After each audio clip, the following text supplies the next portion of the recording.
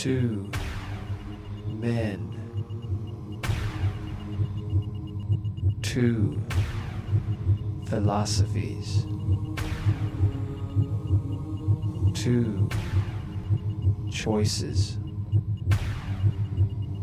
1 decision. You decide.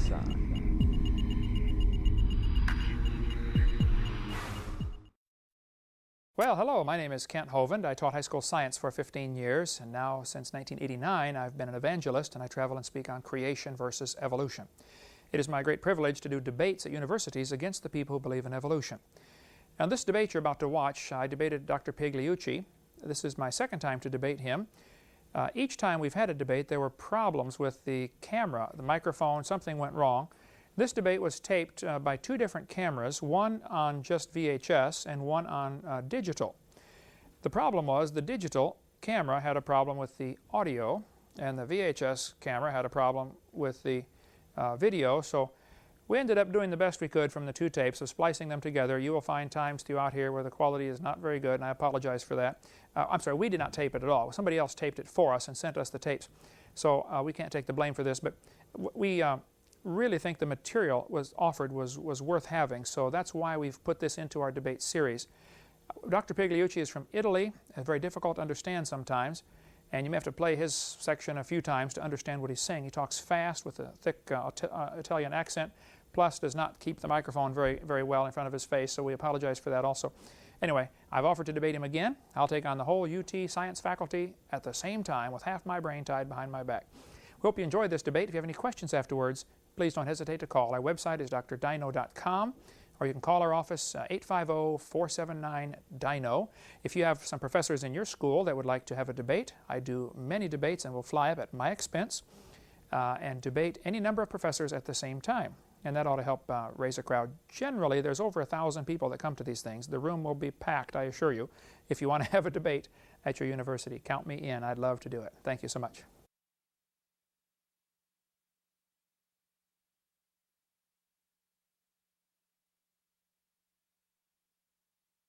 Biology. His research is on evolution of genotype-environment interactions, i.e. the nature-nurture problem. He received his doctorate in genetics at the University of Ferrara in Italy and his PhD in botany from the University of Connecticut. He's currently working on a PhD in philosophy at the University of Tennessee. He's published 47 technical papers and 2 books on evolutionary biology. Dr. Pigliucci has been awarded several times the Oak Ridge National Labs Award for Excellence in Research and has won the prestigious Dobrinsky Prize from the Society for the Study of Evolution. As a skeptic, he's published in national magazines such as Skeptic and Skeptical Inquirer. He's given lectures for many humanist and free thought groups around the country and has debated several creationists, including Dwayne Gish and Kent Hovind. He produces a monthly e-column called Rationally Speaking and has authored Tales of the Rationalist, skeptical essays about nature and science, available in the lobby. His most recent, some of his selected skeptic publications include Bioscience, Skeptical Inquirer, and one title in particular to point out, A Case Against God, Science and the Falsifiability Question in Theology.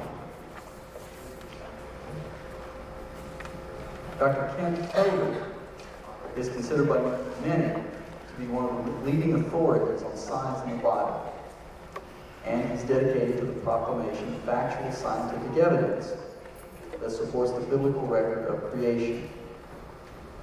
His seminars, he writes, have caused even the most devout evolutionists to sit up and take notice. He's a 15-year veteran high school science teacher, and his love for science sparked his interest in creation versus evolution.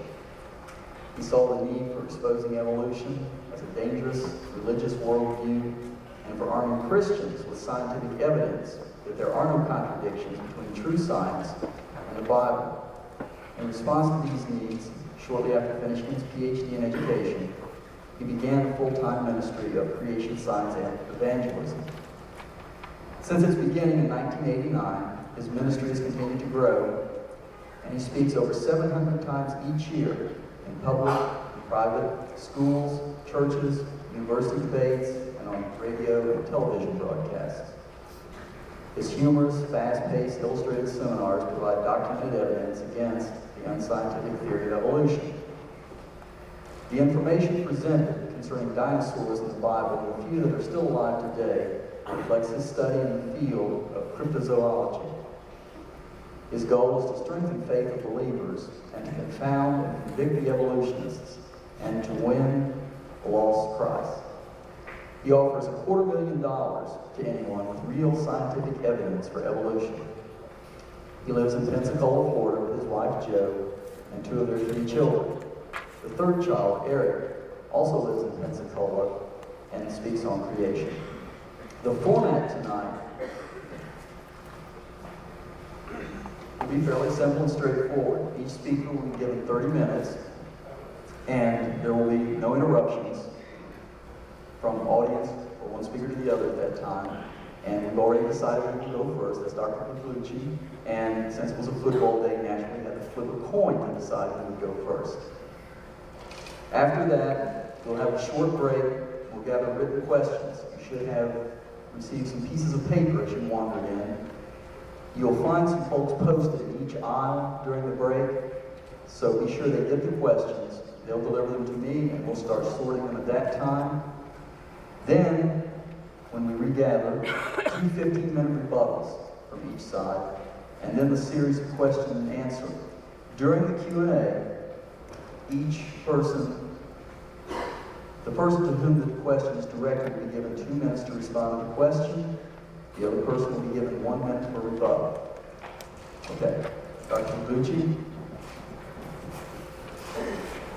Thank you, Dr. Carter. Thanks everyone for coming here. Let me tell you a couple things about what I would like to do tonight. One thing that I'm not interested in doing is in convincing anybody that there is no God. This is not that kind of debate. We're talking about science tonight. The other thing that I would like to do, on the other hand, is to tell you what evolution actually is about, because there's a lot of misconception on this particular topic. And so, during my opening statement, essentially I will give a very brief evolution 101 so that we're clear on what we're talking about. Of course, there's not enough time to give you a full course in evolutionary biology, so I have to leave out a lot of stuff, and I will focus on 2 or 3 major examples to give you a flavor of what evolutionary biologists actually do and what they're talking about. And in the rebuttal part, I will address my opponent specific points when they come up. Incidentally, given that Mr. Hovind here has debated hundreds of times, apparently, if there is anybody here that has a habit of cheering for the underdog, that would be me this time. Okay, so what is evolution is and is not? Let me give you a roadmap of what I'm going to be telling you in the next few minutes that is useful, I think, to understand the evolution creation debate. First of all, evolution is defined in a couple of different ways, and it's not defined the way creation is defined. The way a professional biologist defines evolution is either one of these 2. One, it's a change in gene frequencies. So a change in the frequencies of the genetic constitution of an organism constitutes evolution. It's the simplest definition of evolution. Or, the more complicated definition of evolution, and actually the one that Darwin gave originally, is the central modification. That is, evolution is about change in organisms that are related to each other to some extent. Contrary to what most creationists think, evolution is not. It's got anything to do with the origin of life, and we'll get to that in a few minutes. And evolution also has got nothing to do with the origin of the universe. Those are 2 distinct scientific, these are scientific questions. I'm not denying that they are scientific questions, they're just not evolutionary questions. And also, one of the tenets of evolutionary biology is that the explanation for the diversity of life on Earth, which is what we're interested in here tonight, does not require intelligent design. That does not mean that there is no God, which is why I said a minute ago that I'm not here to convince anybody of the existence or inexistence of God. I'm just saying that a natural explanation of diversity of life is possible, and which is what science is about. So let's start on the first count, which is evolution as a change in gene frequencies. That molecule over there is a sample of DNA, which is what your genes and everybody else's genes are made of. The evidence and the theory for the fact that evolution does occur in the sense that genes do change in frequency in natural populations the theory comes from population genetics, which is a highly mathematical branch of evolutionary biology. It has been, people have been publishing in that area for the last about 100 years or so. The empirical evidence comes from molecular biology, especially modern molecular biology, provides you evidence of changes in gene frequencies in populations under your very nose that happen as we speak. Examples are innumerable, and they cover every known kind of organism. There are studies in both theoretical population genetics and empirical molecular biology on viruses, bacteria, plants, fungi, animals, including mammals, primates, and humans themselves. One of the branches of molecular evolutionary biology deals with the evolution of man, or humans. Now let's get into an example, a specific example. As I said, I cannot give too much information into a 30-minute format, and I wouldn't want it otherwise, but let's get into a couple of specific examples so you get a flavor of what evolutionary biologists actually do. And I hope that you'll get the idea that evolutionary biologists don't go out there trying to convince people that there is a God. What we do is this. One of the things that we study is, for example, the evolution of the HIV virus. Now, you all know that the HIV virus causes disease of the immune system.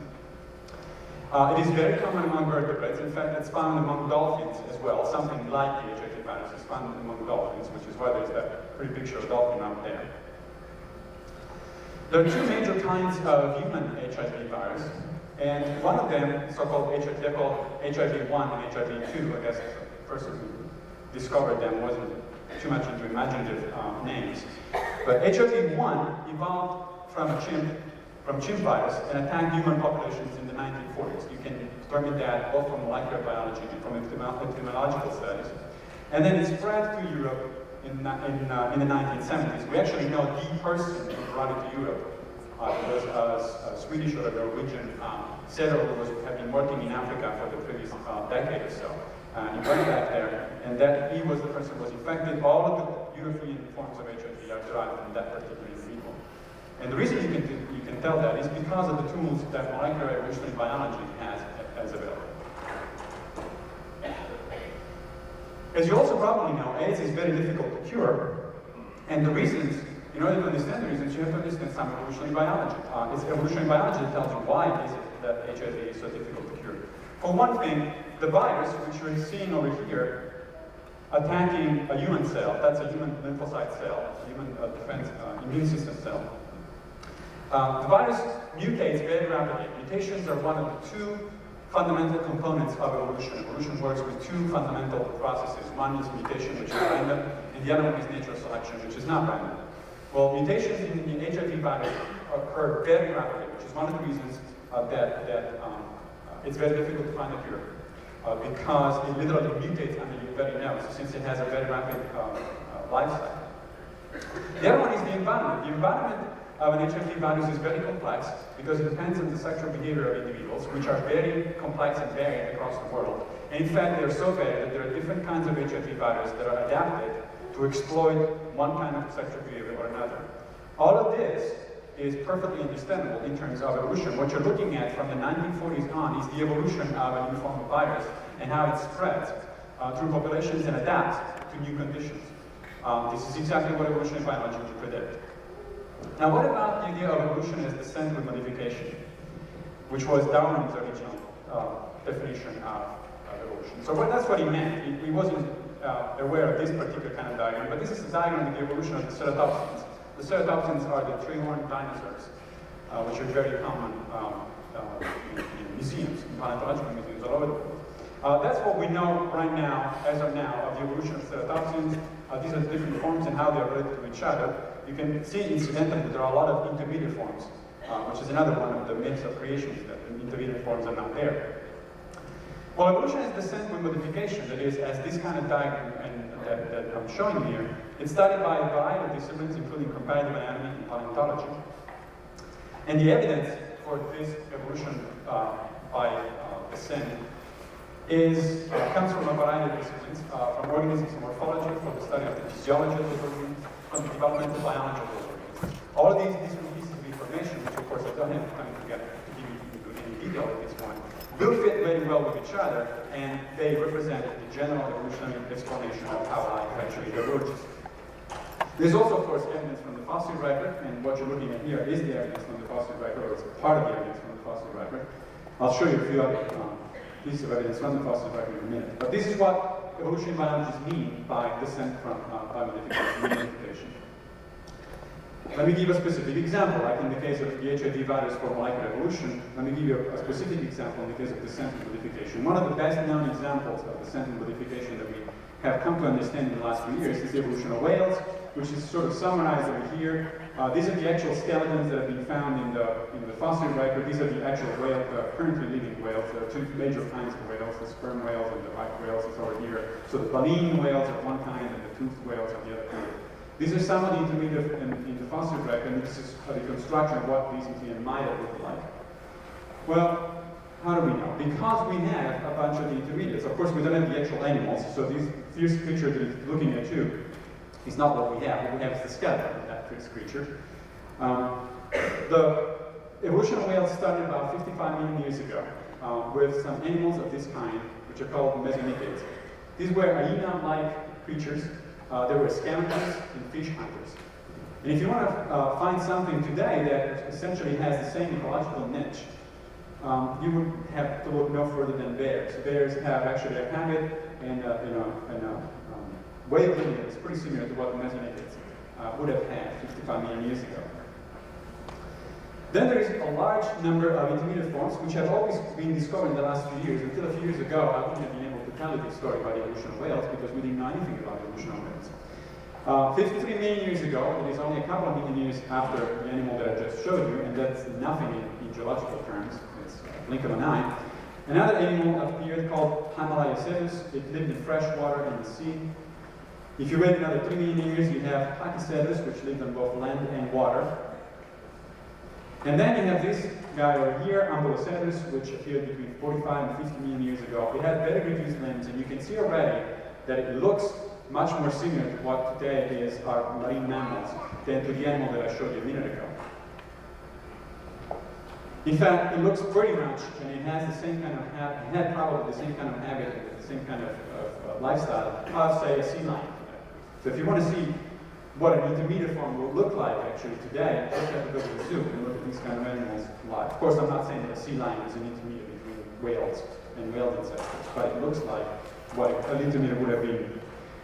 A little later on, 35 to 40 million years ago, we have this fellow, Basilosaurus, and a variety of other species of which we have found the fossils. And this thing really has extremely reduced limbs, and it really had a completely marine habit. We know that because it's found only in sediments that accumulate under marine conditions, not under fresh water. So we actually know from combining these two kinds of information, the fossil information about evolution by whales by descent and the molecular biology of whales, that in fact whales are fairly closely related to hippos, which are these animals that we're showing you here. There's the hippo and there's the whale. They're very closely related, meaning that they share a common ancestor, last common ancestor, only about 55 million years ago. That's not that long ago. They both swim before walking. Obviously, the whales never walk, but the hippos do swim before walking. They nurse their young underwater. Their testicles remain inside the body, like in the case of the whales. They're hairless, like in the case of whales, because they're not very useful underwater. And they don't sweat, again, for the same reason. It's not very useful to sweat underwater, so they don't have glands to sweat. The third point that I wanted to make was that evolution is not materially the origin of life. The origin of life is sometimes caricatured as this thing over here. This is the primordial soup. That's my version of the primordial soup. The idea that there was this kind of rough of complex organic compounds that somehow gave origin to life on Earth. That may or may not have been the case. There are several alternative theories on the origin of life, but my point that I want to make tonight is that evolution has nothing to do with the origin of life. The reason for that is because evolution requires what is called heritable variation for natural selection to act. Before there were living organisms, by definition, there was no heritable variation. There was no genetic variation of these organisms because organisms were not there to begin with. So the transition between the non-living and the living, it's not really a matter of evolutionary biology at all. It is a matter of physical chemistry, or the interface between physical chemistry and biology. In fact, most of the people that work on the origin of life, and it is a very active field of research, there are several people that are interested in it. Most of those people are actually biophysicists or chemists, not biologists, for the good reason that there is nothing really that an evolutionary biologist can say one way or the other about the origin of life. It's just a different problem. Now, that doesn't mean that the origin of life is not a scientific problem. Of course it is. It's a pretty tough problem because it's something that happened probably only once and probably a long time ago. So, and of course, there's very little or nothing in the fossil record that can help us to figure it out. So it is a very tough problem. But there are different ways of approaching it. Certainly not going to give you the answer tonight. For one thing, it's because nobody knows the answer. For the other thing, is because it will require a separate lecture just on that. But one of the clues is coming from these kind of pictures and this kind of theory. There's a theory in a branch of mathematics now, and it's called complexity theory, which deals with the emergence of complex systems. And one of the things that this complexity theory explains is the emergence of these complex systems. You can't see much because this is a satellite picture taken at very low resolution. But those things that you're looking at there are convective cells that form spontaneously in the upper atmosphere. There is no way to explain these complex natural phenomena unless you allow for what's called the emergent property of the interaction of the molecules that make up these cells. Well, complexity theory explains how these things originate. And complexity theory is currently our best choice, our best bet to explain the emergence of another complex system, which is life on Earth. So people are working on it. I might get back to you on that in a few minutes. The fourth point that I wanted to make was that evolution is not a theory about the origin of the universe. The universe evolved, or you hear that the universe has evolved or is evolving, but it evolves only in a very general sense, in the sense of change through time. Well, change through time is not what evolutionary biologists consider evolution. There is no selection and no mutation. There's no mutations, no process equivalent to mutation in the formation of universes, and there is no natural selection that we know of, at least, in the origin of universes. So those are really literally apples and oranges. Now, we do know something about the origin of the universe. Again, this is some of the empirical evidence. This is a beautiful picture from the Hubble Space Telescope of these things which are called proto-galaxies. These are the building blocks of galaxies. These are very far away, and they existed a long time ago. The only reason we can see them now is because light takes several hundred millions of years to come back to us from them. So we actually can peek at what was happening directly by telescopic observation, what was happening a few millions of years or tens of millions of years after the origin of the universe. There's also an interesting set of theoretical research that actually addresses the origin of the universe. There are two major branches of modern physics that are trying to explain this kind of phenomenon. One is the general theory of relativity proposed by Einstein at the beginning of the century. And the other one is quantum mechanics, that Einstein actually never could quite accept because it just didn't fit his view of the world, and which was developed, ironically, based on Einstein's own research. Well, these two pieces of information are actually coming together in the 21st century in what physicists are now calling superstrings theory. Superstrings theory is, among other things, is one of our best bets to explain how the universe originated and why the universe that we live in is the way we observe it. I can give you plenty of references if you want to learn about superstrings theory. It's an extremely complicated branch of mathematics, but it is a fascinating enterprise. Now, after I told you all of this, and I told you, well, evolution is not about this, and it's not about that, well, does that mean that evolution failed if they cannot answer what creationists call the origin question? So if evolution cannot tell you how life originated, or how the universe originated, isn't that a failure of evolutionary biology? From what I told you so far, you should have realized that that's not the case, because that literally is talking apples and oranges. Okay. Or if you want to use a different metaphor, it's like understanding a baseball game applying the rules of basketball. It just doesn't work that way. It's like asking theoretical physicists to explain evolutionary biology. Well, theoretical physicists wouldn't know where to begin with, because evolutionary biology has very little to do with quantum mechanics. So these are valid scientific questions, but they cannot be held against evolutionary biology. So, well, you haven't explained the origin of life, therefore, what are you talking about? It just doesn't work that way. The last point that I want to make before concluding the opening statement is to address the question of, well, does the variety of life on Earth require intelligent design? Which is, of course, why most people that are here tonight are interested in. And intelligent design, of course, can be a variety of things. Creationists don't necessarily agree on what intelligent design is to begin with.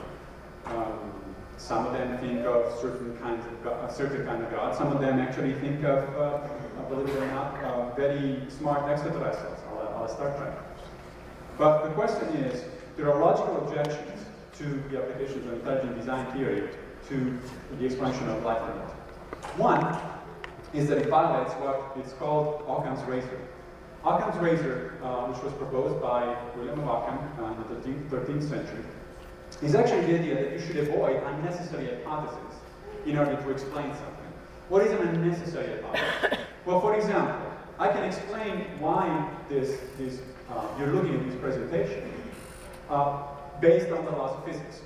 Based on what little I know about physics, I can tell you that there are some electrons that are coming here from my computer and they go down here, they're falling all the way up there, back to the projector, and the projector generates an image that is projected. I can explain both with optics and some other physics what's happening. I could also say, on top of that, there is a tiny little green monster which is actually taking these images from here and bringing them directly up there. That's possible. You would have to ask me, first of all, if it is invisible, how do you know that it's green, for one thing? But do I need that kind of explanation? No, I don't. That doesn't mean that there is no little green monster bringing my little electrons all the way to the image. It just is that I don't need that explanation. And it's not a good scientific theory. The reason for that is because you can come up with an infinite number of alternative stories that will all be equally unfalsifiable. There will be no way to test if they're right or not. And it will be all equally redundant. That's what Occam's razor does, and that's what creationism does with evolution. The second thing that creationism does with respect to evolution is it violates something that is sometimes called Hume's dictum. Hume didn't say it exactly along these lines, I'm paraphrasing here, but essentially said that when you want me to believe about extraordinary claims, you have to provide extraordinary evidence. The more extraordinary the claim is, the more extraordinary the evidence has to be. Let me give you another example. Suppose that a friend of yours tells you, just 5 minutes ago, I walked across the street and I went to the Coke machine and got a Coke. Well, you wouldn't require any evidence from that kind of statement because that's a fairly believable statement. It may or may not be true. I mean, I might not have walked over there, but nevertheless, it doesn't really tickle your curiosity that much. But what if that person says, I just disappeared from the front of this building and I materialized on the other side of the street and got my Coke and then rematerialized back. Now you got my attention. And now the question is, well, okay, what kind of evidence do you have that you can actually materialize and dematerialize at will? Why? Because that's a fairly extraordinary claim. And if you want me to believe that's a fairly extraordinary claim, you have to provide me fairly extraordinary evidence. So the difference between evolution and creation is that we have a pretty good explanation, by no means perfect, but a pretty good explanation, scientific and nature explanation of how life on Earth diversified. If you want me to believe otherwise, and if you want to believe that there was a direct intervention or supernatural being, of which we have no evidence and no way to tangibly check what that supernatural being is doing, well, then the burden proceeds to it's on the other side, which is what I just said. Now, why do I say this? Because there are a couple of basic observations you can make about life on Earth, which are really directly against any explanation of intelligent design. For one thing, the story of life on Earth is very idiosyncratic. It indicates, therefore, what scientists call contingency and necessity. Contingency is the hazard, a series of hazard events that have no particular reason to happen in one way or another, or at one time or another. And then necessity is natural selection. That is, the organisms that survive tend to be the ones that have the most fertile progeny. Well, one big example of contingency is the extinction of the dinosaurs. They got bad luck that day, 65 million years ago, when a meteor struck the Earth and wiped them out. They, several 100,000 other species. There's no reason why that could happen. it should have happened one way or the other. It just did. There's some speculation, which is kind of interesting to think about, that if it didn't happen, dinosaurs would have evolved something like consciousness, and there will be a dinosaur here talking to you guys and trying to explain why is it that all these little mammals around here haven't made it beyond the stage of rats, which is what mammals were when the dinosaurs went extinct. It is possible that one of the reasons you're here tonight to enjoy these talks is because the dinosaurs went extinct 65 million years ago, but that was certainly a matter of contingency. The other kind of observation, which actually Darwin already made, is that organisms, contrary to what creationists would make you believe, are not well designed at all. In fact, they're fairly badly designed. One of the best examples of badly designed organs is actually the eye. The human eye is usually brought up as an example of extremely complicated and very well designed structure. Well, it is extremely complicated. It has been designed by natural selection over hundreds of millions of years, and it works pretty well, although not perfectly, obviously, because right now I see an ocean of more or less undifferentiated people if I take these off. So it's not perfect. But it's not perfect in a more fundamental way. For example, not many people realize that the human eye has blood vessels right in front of it.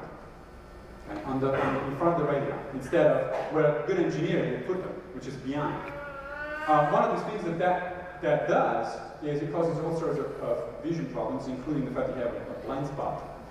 Now, could it be designed better? Yes. Has it been designed better? Yes. If you look at the eye of squids or octopuses or animals of that sort, actually they have the blood vessels in the back, not in the front.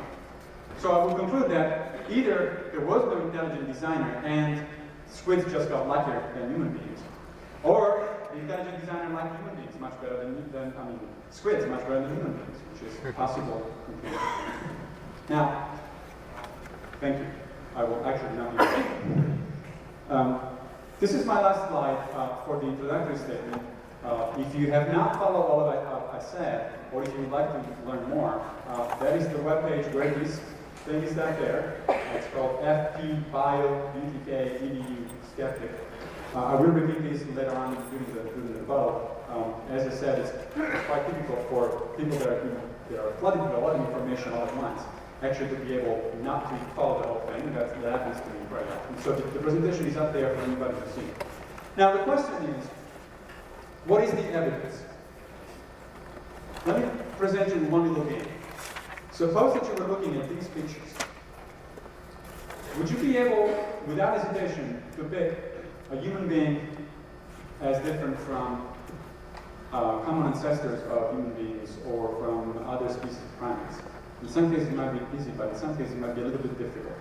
It's not that easy. Here's the human being, it's down here. But look, Homo habilis and Erectus skulls look pretty much very similar, and those are two of our ancestors. And anything, in fact, within this slide is not that different. It's a clearly variation in the same team. You can tell an Australopithecus, for example, from any of the Homos, because an Australopithecus was a much different kind of animal, although it is in the direct line of descent of human beings. But the point is, can you really look at a picture like that and think that you are completely different from anything else that is up there other than this? You have the same bones, they're organized in the same way, you have the same kind of chemical substances in the blood, you're made of the same proteins, or the same kind of DNA. In fact, the difference in DNA between human and chimp, on average, is only about 2%. Can any rational person look at something like that and say, no, I really don't think that we're made of the same thing, we're completely different things. We're completely independent, we have no relationship whatsoever. That's what evolution tells you. You do have a relationship. Like it or not, I mean, I don't particularly enjoy being the descendant of this little fellow over here, but nevertheless, that is our best guess to what actually really happened. Thank you very much.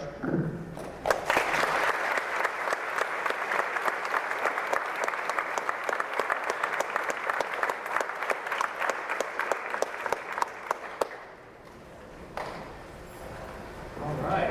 Thank you so much for coming tonight. My name is Hovind. I taught high school science 15 years, and now I get to defend the biblical view of creation against those who believe in evolution. And I appreciate you pointing out the obvious similarities between all those different animals. I think it ought to be obvious to any freshman law student that that proves a common designer, not a common ancestor. But we'll get into more of that later. Anyway, I would prefer a point-by-point debate because Dr. Pigliucci made about 30 different points, and I've got several pages of notes, and we're never going to get through them all. In a point-by-point debate, instead of minute by minute, you can take one topic and finish it, as opposed to, give 20 points and then you don't get time to respond to all of them. In a point-by-point debate, the opponent simply cannot change the subject to draw attention away from the fact that they don't have an answer. Okay, now, we need to define some terms. According to your website funding, you spent $60,000 in one project, $124,000, $70,000, total $650,000 you've had in grant money to study evolution. I think I'm the underdog. Now, I've never received one penny in federal funding, and I don't get paid by the university to conduct my ministry. We do this all on my own expense. And I noticed in your website and in your book that you have done a lot of study on plants. You have the dicot, the monocot, and the tricot. I think the average 5-year-old would say that's still a plant. It's the same kind of animal. The Bible says they'll bring forth after their kind, which is exactly what you've seen happen in your laboratory. So you've done a great job of confirming God's word, and thank you very much for that. All right, we need to define some terms. Evolution is defined as a number of different things in the dictionary. Movement of a series, but the part we're talking about tonight is the development of a species, organism, etc., from its original to its present state. Well, now, exactly how far back do you go to get the original? He spent most of his 30 minutes tonight talking about, evolution is only, once life gets here. Well, where did life come from? It really is part of the argument, because the evolutionists ultimately has to believe that we all came from a rock 4.6 billion years ago. Though, slowly, of course. Harder than it was quicker.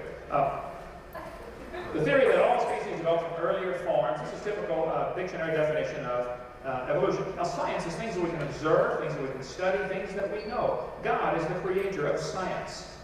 God gave us the ability to study and to observe and to know. And the eyeball is fascinating. I can't believe you brought that up, Dr. Pigliucci. Well, we can get into more than rebuttal, but I can't pass that one up. The retina in your eye is protected by blood vessels in front because we live in the air.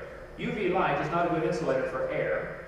And the blood vessels are the body's last defense against ultraviolet light. Now, octopus live in the water, and water stops UV light. So they don't need the blood vessels in front, they need them behind so they can see better in low light conditions.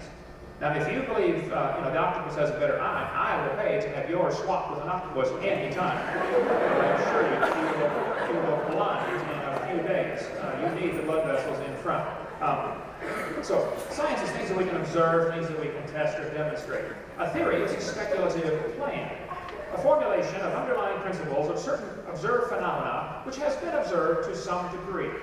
Principles of an art or science rather than its practice or a conjecture or a guess. Now, a myth is a traditional story serving to explain some phenomena. I contend that evolution is a myth. It is not observable. There's no observable evidence. We are so convinced there's no evidence for evolution, we offer $250,000 through our ministry. I don't have the money, but a rich friend of mine does. $250,000 for anybody with any real scientific evidence for evolution. It is nothing but mythology that students are all paying to be taught. Okay, it's a fictitious story, a person or a thing, according to the dictionary. This fellow said, evolution and the myth of creationism, I need to object to. Once again, as I've done 50 some times, when they introduce the debate, they always say, it is evolution versus creationism. If anything isn't ism, it is evolutionism, not creationism. If you're going to call one an ism, they both should be isms, okay? So it's evolution versus creation, or evolutionism versus creation. Here's the problem with this title. They put the ism on creation, and it should be on evolution. Myth also applies to evolution, and the facts supporting evolution have all been disproven or misinterpreted. And I took furious notes on all the things he was giving us evidence for evolution, and if we had time to go point by point, we could refute all of those very easily. You may want to watch my 15-hour seminar where I do just that on videotape out there. Many evolutionists will not debate against creationists, and I really appreciate Dr. Pigliucci debating Dwayne Gibbs 4 times and me now for the 2nd time. I can tell you, it is very difficult to find an opponent. I would not want to defend the idea that we all came from a rock. I don't know why anybody would either, but some people, it is hard to find an opponent for this. They prefer to get in front of their students where they have the academic advantage and psychological advantage. They don't like to take on creationists, and they give all sorts of reasons for this. Dr. Eugenia Scott, I debated one time on the radio. We're glad to do it again. She said, you should not debate creationists because they present a flood of points you don't have time to refute. Called the Gish Gallop is what they've dubbed it. Dwayne Gish will give 50 points and you don't have time to refute it. Well, that's my whole point. I'd rather do this point by point. And I asked you before if you'd like to do that, and you said, no, you don't have 30 minutes, and we take 30 minutes. Okay, we can do it this way, but during Q&A, maybe we can just go point by point until the point is finished. Okay? They get 100% of class time for all the students, 6 hours a day, all year, for 12 to 20 years, without getting any evidence against their theory, or for creation. So I think, yes, we do give a flood of points, because we only get a short amount of time to get the job done. That does not prove the flood of points is wrong, of course. It's just it's a cop-out saying they give too many points to refute. That is not an answer at all. They say they attract more creationist supporters than scientists. Well, not everyone's welcome to come tonight. We're doing this on your university. You know, I'll be glad to go to any university anytime at my expense and debate against evolution. I think students need to hear the other side. And who gets to decide who's a scientist anyway? See, in the evolutionist mind, if you don't believe in evolution, you're not a scientist, and therefore, all scientists believe in evolution. You don't need to be a genius to figure out we have a little problem there if you're going to let them define who is a scientist.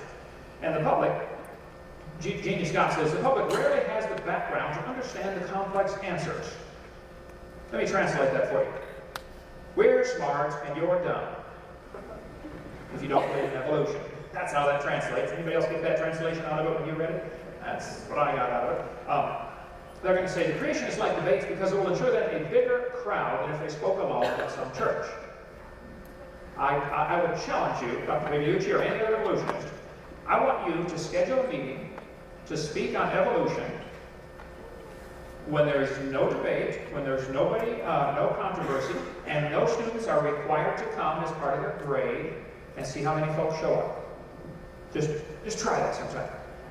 I average over 1,000 a week in churches I speak at, and in churches of 15,000. People come, people flock for this topic, okay? And nobody's forced to come to my seminars like they are at the university where they have to go to some class, you know, to get the grade or something like that. So schedule a voluntary meeting and see how many folks come. I think you'll be surprised. Here's how science is supposed to work. You're supposed to observe the universe. You're supposed to create a hypothesis or a theory to explain what happened. You're supposed to present evidence. And I like what you said about Hume's, it wasn't Hume's razor, what was it? Hume's, Occam's razor, but Hume's dictum. Okay, yeah, like Aristotle's dictum. If you have an extraordinary point, you need to claim, you need to have some extraordinary evidence. And I think to claim that we all came from a rock 4.6 billion years ago is an extraordinary claim. And that would require some extraordinary evidence before I'm going to cheerfully volunteer to let my tax dollars pay to have that be taught to all the students in the school system. And if the theory can be falsified, you should throw it out and go back and get a new theory. If you cannot falsify it, possibly you have the right theory. And then you keep testing and testing, and somebody someday decides it is a law, like the law of gravity. That's how it's supposed to work. Okay, the creationists have a theory, and the evolutionists have a theory. They call theirs a theory, so let's subject it to the scientific method. What observations do we have to support the idea that any animal ever changed into another kind of animal? You showed some pictures up there of the whale, and I'd love to spend an hour getting into the evolution of the whale. And I'd like you to show real, honest pictures of what they actually found, not the reconstructed idea of what it might have looked like. And I think the average audience would be surprised at how little evidence there is. And plus, if you find a bone in the dirt, all you know is it died. You don't even know where it died. You just know where it ended up getting buried, that's all. That's all you know. And you sure don't know that it had any kids. And you don't know that, and you definitely don't know that it had different kids. And why do the evolutionists claim the bones in the dirt can do something the animals today cannot do? The bones in the dirt could produce different kinds of offspring, but the animals today cannot. I mean, if a bear is turning into a whale, those bears are still having babies. Let's see it happen again. Only let's watch it this time. And what mechanism has been observed to bring about these incredible changes that they talk about? And are there any other explanations for how these limited changes can happen? This textbook says the Colorado River has cut through layer upon layer of rock over millions of years. Now, hold on just a second. Let me explain something that every science student ought to learn in 3rd grade, okay?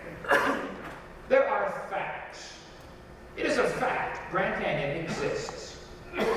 Then there are interpretations of that fact. The creationists have an interpretation. and the evolutionists have an interpretation. The creationist says it formed quickly by lots of water over a little bit of time. The evolutionist says it formed slowly by a little bit of water over lots of time. Now the fact is the canyon exists.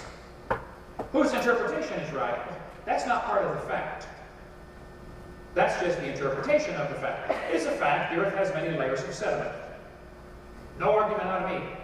I've seen it. I've been to, 26 countries in all 50 states and 7 Canadian provinces, and I've seen lots of Grand Canyon, lots of canyons, climbed on 40 volcanoes. There's no question the Earth has lots of layers. How did they get there? Well, the creationist says these layers are from the flood of Noah. The evolutionist says each layer represents millions of years. Now what happens, the students are often taught that this line really doesn't exist, and that the evolutionist interpretation is part of the fact column. And that is where the tragedy comes in. No, that line definitely does exist, okay? And your interpretation of the fact is not part of the fact. I'll show you. If you built a dam across Grand Canyon, a huge lake would form behind it. Actually, Grand Canyon is a breached dam. As anybody that studies the topic will know, the snow line on that picture kind of tells the story. In between those two red lines is snow, the white part, and that is a higher elevation. Grand Canyon is cut across the middle of a wrinkle, called the Kaibab uplift. It's like a long range or ridge of a mountain range, like wrinkling a piece of carpet, a fold in the carpet. Okay. The top of this Kaibab uplift is about 7,000 or 8,000 feet above sea level. The river enters the canyon 2,800 feet above sea level. Now that's interesting. The river flows downhill. All known rivers flow downhill. Okay? As the river is flowing downhill, the ground is rising up. Now let's just study the scientific observations here, okay? The top of the canyon is higher than the bottom. Anybody disagree? Just stop me, son. Okay? The river runs through the bottom. Still with me? The top is higher than where the river enters the canyon by 4,000 feet. Rivers don't flow uphill. There is no delta. Where is the mud that washed out? That river did not make that canyon. Now it's a fact Grand Canyon exists, but the evolutionist interpretation that it happened slowly over millions of years does not stand up to scientific scrutiny. Their interpretation is falsified. That river did not make that canyon. I'm sorry. If you would like millions of years for your frog to turn into a prince, I can understand why you would need that, but you can't have it. At least you can't use Grand Canyon as evidence for it. The creationist interpretation says 6,000 years ago or so, God made everything in 6 days. And that explains why we have so many millions of symbiosis relationships. Animals and plants were created, designed for each other, and created within a day or so of each other. That works just great. If you want them to evolve separately and slowly over millions of years, you have a multitude of problems that come in, which are just glossed over by the evolutionists. It amazes me how they can grossly oversimplify life and oversimplify the complexity of living things and just assume, well, it must have happened because here we are. That's not evidence. Charles Darwin, fresh out of Bible college at age 22, sailed around the world on board the Beagle in 1831. As he sailed around, Charlie came to the Galapagos Islands and he noticed there were 14 varieties of finches on these islands. He studied them carefully. Charlie hated birds. He liked worms. And he thought it was mean for birds to eat worms, so he shot all the birds he could because it was kind of hard on the worms getting chewed up, he thought. And so he really was an unusual fellow. But he did raise pigeons, kind of a strange guy. He married his first cousin, Emma Wedgwood. We can go on all day about Charlie if you'd like. But anyway, Charlie noticed there were 14 varieties of finches. He concluded that all these finches had a common ancestor. I bet you're right, Charlie. It was a bird. And then he said in his book on page 170, and I've got the book there. I guess I didn't bring my stuff in. It's in the car. I'll set it tomorrow when I speak to the church in Powell.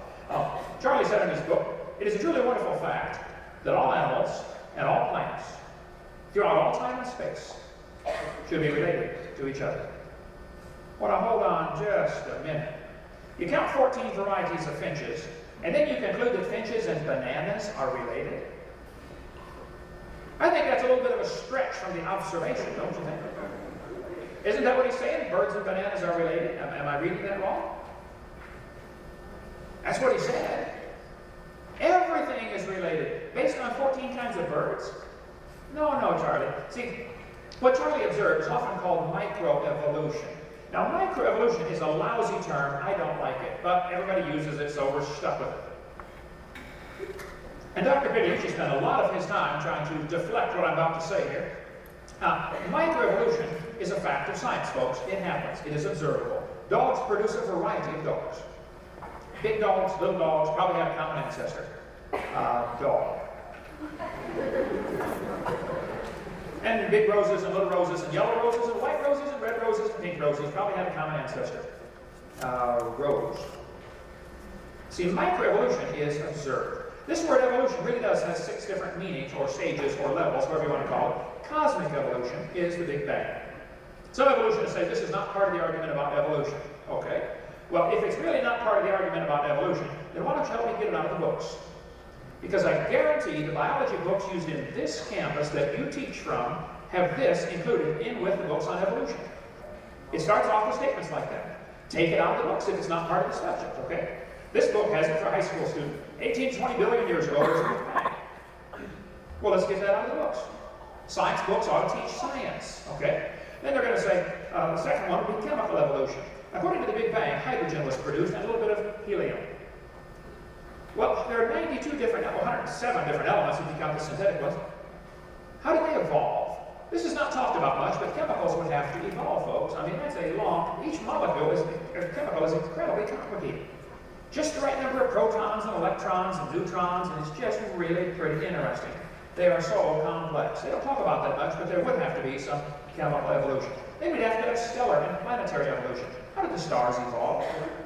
If evolution is true, star births should equal star deaths. We see stars dying all the time with supernovas and novas. Nobody's ever proven one star birth. And yet there's enough stars out there that everybody on Earth can own 2 trillion of them to themselves. Where's the star births going on? Nobody's ever proven one. They say, well, in Crab Nebula, there's a bright spot we think is a star being born. Well, it might be the dust is clearing and you're seeing one that was back behind it. And one star forming is not explaining how we got all the zillions of that up there. One evolutionist told me, he said, we've calculated if 20 stars explode near each other, it'll create the energy to create a star. Oh, well, that's brilliant. You got to lose 20 to gain 1. You should run for Congress, man. You can help those guys borrow their way out of debt. This textbook says, as Earth formed, the surface was like the moon. Earth's surface was hot, and there were large pools of bubbling lava. But oceans formed as it rained on the rocks for millions of years. Yes, boys and girls, millions of years of torrential rains created the oceans, and swirling in the waters of the oceans is a bubbling broth of complex chemicals. Progress from a complex chemical soup to a living organism is very slow. Oh, I guess it is. It's totally stopped. Doesn't happen at all. That's how slow it is. This guy says in a college textbook, the first self-replicating systems must have emerged in this organic soup. Now, if this is not part of the argument about evolution, then get it out of the course you teach on evolutionary biology. See, students are being deceived by the meaning of this word evolution. Then we have to have organic evolution, the origin of life. Ultimately, the evolutionist has to believe in spontaneous generation, which was proven wrong for the last few centuries. All sorts of folks have proven it doesn't happen. Go read the reports of Francisco Redi and Louis Pasteur, and you'll see spontaneous generation doesn't happen. But the evolutionist has no other choice. They'll say it had to happen because we're here. Oh, that's brilliant logic, all right. See, according to the theory, if we simplify it here, you got 20 billion years ago, Big Bang, and then 4.6 billion years ago, the Earth cools down, and 3 billion years ago, life appears in the soup. And this early life form finds somebody to marry. A pretty good trick, of course, and something to eat, and very slowly evolves into everything we see today, from elephants to bananas and humans, all came from this soup. That's what the theory says. I mean, I'm not making it up. It's their theory. I didn't make it up. Now, cosmic, chemical, and stellar evolution would take place first, and then we have organic evolution, origin of life, and then we have macroevolution, changing from one kind of animal into a totally different kind of animal. Those are the first few steps of evolution, the first 5 of the 6 that I have there, and those aren't talked about much. They try to focus the attention on variations within living kinds right there. And that's what Dr. Pigliucci is trying to do tonight. He's trying to show us variations within the same kind of plant or animal and draw attention away from the first 5 major steps that would have had to take place in order for this 6th one to even be able to start happening. So, microevolution, though it's a lousy term, is science. Variations happen within the same kind of animal. You admit the first 4 steps are not proven and are not part of science, not part of evolution at least, then why don't you help them get them out of the books used on this campus? How many students in this campus right here? Would you report to me in about 3 or 4 months and tell me how much effort he has put into getting those out of the textbooks, please? Okay? Let me know. See, the textbook here says mammals, birds, and crocodiles have a common ancestor. Now this is pure speculation. This is propaganda, Soviet style. That's not science. All those trees of life with their branches of our ancestors is a lot of nonsense. Even Mary Leakey admits that, and she believes in evolution. British Museum of Natural History has a director called Colin Patterson. He was asked, Luther Sunderland read Patterson's book about evolution. Patterson wrote a book about evolution. Sunderland read it and said, Mr. Patterson, I read your book about evolution, but I noticed you never showed any missing links. Why didn't you show us any missing links? Patterson wrote back and said, I fully agree with your comments on the lack of evolutionary transitions in my book. If I knew of any, fossil or living, I would certainly have included them. I will lay it on the line, there is not one such fossil. Now, Dr. Pigliucci claims there is a multitude of intermediate fossils. Dr. Colin Patterson, who has his hands on the largest fossil collection in the world, says there isn't one. Somebody is mistaken here, folks. Even Stephen Gould, the communist professor at Harvard, says the evolutionary trees that adorn our textbooks are not from the evidence of fossils. They make up these trees. It's based on imagination. It doesn't happen. It's true dogs produce a variety of dogs. No argument on me. That happens. And you might get some really wild dogs. I mean, really bizarre variations. But you're always going to get a dog. Nobody's ever seen a dog produce a non-dog. And if it did, who would it marry? Think about it. You might get a big dog or a little dog, but you're always going to get a dog. And it could be the dog, the wolf, and the coyote have a common ancestor. I would not argue about that. But they're still the same kind of animal. Let's see if we can find the youngest kid in the room here. Anybody here under 7? How old is he? 6.5. What's your name? What? Joshua? Joshua, up here on the screen, I have a dog, a wolf, a coyote, and a banana. Which one is not like the others? The banana. Let's give him a hand.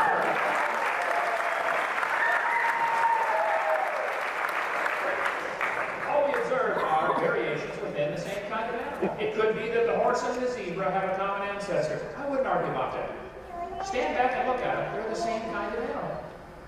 That doesn't prove a horse and a banana are related, folks. What happens, students are asked to make a giant leap of faith and logic, totally in the absence of any scientific evidence, to believe in macroevolution, which says the dog and the rose have a common ancestor, if you go back far enough in time, and it was a rock. That's based on a fantasy, based upon imagination.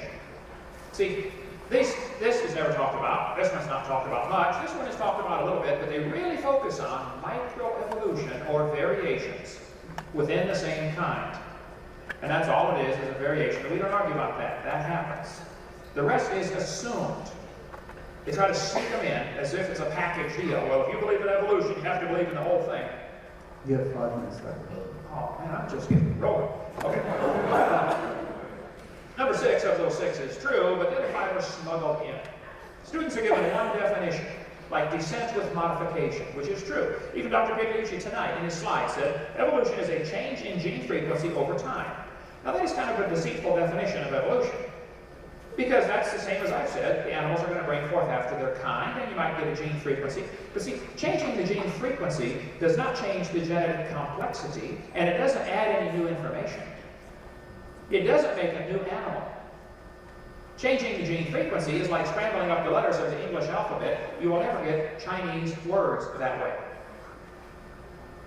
And evolution requires changing into a totally different kind, a totally new genetic information. Watch what this textbook does. Evolution means you change over time. That's definition number 1. This one says evolution is defined as a change in species over time. Oh, now they've narrowed it clear down, haven't they? If you really mean species change over time, I agree, then we can all go home. It's what's implied that I don't like. See, they slip in the other definitions of evolution, like cosmic and organic, and say, then they tell the students, if you don't believe in evolution, you don't understand science. Well, I'm sorry, I think I do understand science pretty well. I taught it 15 years. And evolution is not part of science. It is a religious worldview that is unsupported by science, and I, for one, am sick and tired of paying for it to be taught in our public school system. In advertising, it's called bait and switch. If I said, new Mercedes, $10, everybody would line up at the door to buy it. Well, when you got there and I said, hey, actually it's $99,000. Well, I baited you to come in and switched it. That's illegal. People go to jail for that. And professors ought to go to jail for baiting the students to believe in evolution with variations and then switching it midstream. Bible warns us about science that is falsely so-called, and evolution is not science. It's a religious worldview, and if you want to believe in it, that's perfectly fine. But keep it at home, please. Don't bring it into a tax-supported institution. It has nothing to do with science. So what's in these books? Dr. Pigliucci gave all sorts of evidence of evolution, which we'll have to take up in the rebuttal time. How much time left? 3 minutes. I'll get a couple of minutes. Okay. Here's the evidence they use. He mentioned fossils. I was really surprised at that one. Vestigial structures he did not mention, but this is in almost every textbook. Fossils, structure, molecular biology, development, DNA similarities, structure of the limbs, called the homology argument, and poor design, like the eyeball. That one ought to be gone a long time ago. The eyeball is very well designed. And the reason so many folks have glasses is probably more dietary or inherited genetic problems from, when you realize you're a copy off a copy off a copy off a copy off a copy off a copy off a copy off a copy off a copy off a copy of the original Adam, I think it's pretty good that we can see it all. You get a computer program and copy it, and copy the copy, and copy the copy of the copy, and copy the copy of the copy of the copy. You do that about 500 times, and then put it in your computer and tell it to run. See how it does. You have an incredibly complex gene code that is still working pretty good. And to say that we have glasses as evidence for evolution is absolutely ridiculous. Now, the fact that the eyeball is unbelievably complicated. Darwin said, if my theory was true, numberless immediate varieties must have existed. Where are these missing links? Well, David Rock of the American Museum of Natural History says, in the years after Darwin, his advocates hoped to find predictable progressions. In general, these have not been found, yet the optimism has died hard, and some pure fantasy has crept into textbooks.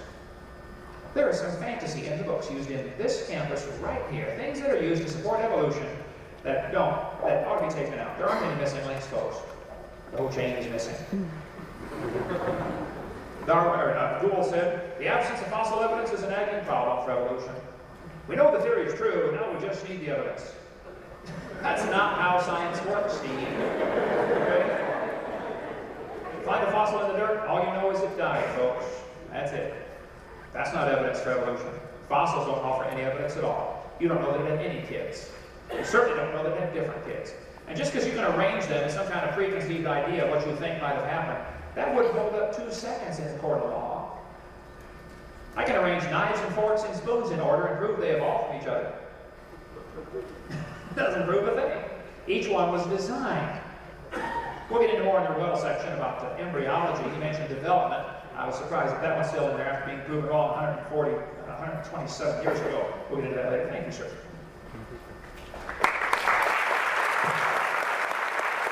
So I got some quotes from his presentation. He said, it amazes me how evolutionists can oversimplify. I got it. It amazes me how he can oversimplify science. Listening to his tirade was one of the most simplistic versions of science I've ever heard, and I was really astonished. I mean, the writers of Star Trek get it much better, not only in the details, but in general pictures. According to Hovind, physicists, biologists, astronomers, geologists, chemists, and all the others, these people that spend their lives getting PhDs and working in labs, are a bunch of fools. After all, it is obvious that they missed something that a 70-year-old could get just in a minute. Do you smell the rot there? It is a really conceivable thing. I mean, these people are all a bunch of idiots out there that are being paid, and they spend a lot of time studying to come up with things that, golly, if you just think about it for 1 second, you realize that they're wrong. I think the thing is a little more complicated than that, but you can think of it myself. And by the way, what is the problem with bananas anyway? There's so many problems. Instead of thinking there's a problem with bananas, evolutionists don't say that dogs or monkeys come from bananas. That's not what we say. Now, men also consider that he has managed to talk for over 30 minutes, no, for about 30 minutes, and said nothing, not a single thing, in favor of the creationist model. He seems to be thinking that you win by default, but this is not a match, this is not a sports match. It's not if the opponent leaves, you're left the winner. The burden of proof is on both sides, not on one. It's not because you find a couple of problems with evolution, which any evolutionary biologist, by the way, would gladly say that there are problems with evolution. I'm a professional evolutionary biologist. If there were no problems with evolution, if we knew everything, I would be out of job. And that wouldn't be good. So it's in my interest that there are problems. Now he said, if the Big Bang and the origin of life are not science, why not get them out of the textbooks? Well, you didn't listen. That's not what I said. I said that Big Bang and the origin of life are not questions within evolutionary biology. Not that they're not science. I did say that they're science. I even proposed a couple of areas of science that are actually working on those problems. So they're not supposed to get out of the textbooks. They're supposed to get into the physics textbooks and into the chemistry textbooks, respectively, not in evolutionary biology textbooks. And by the way, they are not in evolutionary biology textbooks. The origin of life is mentioned in the beginning, a few paragraphs in some general biology books, but not in evolutionary biology textbooks. Evolutionary biology just doesn't deal with it. I want to be a millionaire. Mr. Hovind here proposed $250,000. I heard that it has been going higher and higher, apparently, the amount of money you're giving. Well, he gives this to whoever proves beyond reasonable doubt, of course to his satisfaction, that evolution is the cause of the existence of highly ordered universes, which I said evolution is nothing to say about the order of the universe. The variety of life forms on Earth, that is evolution. And the fact that man is the most advanced of such life forms, I don't even know what most advanced life form actually mean. There are plenty of animals that do much better on this planet than we do, so I don't understand what that word means. But anyway, I did give my evidence on all those counts to Mr. Hovind. The last time we met in Atlanta a few months ago, I don't even received a reply. I don't want the money.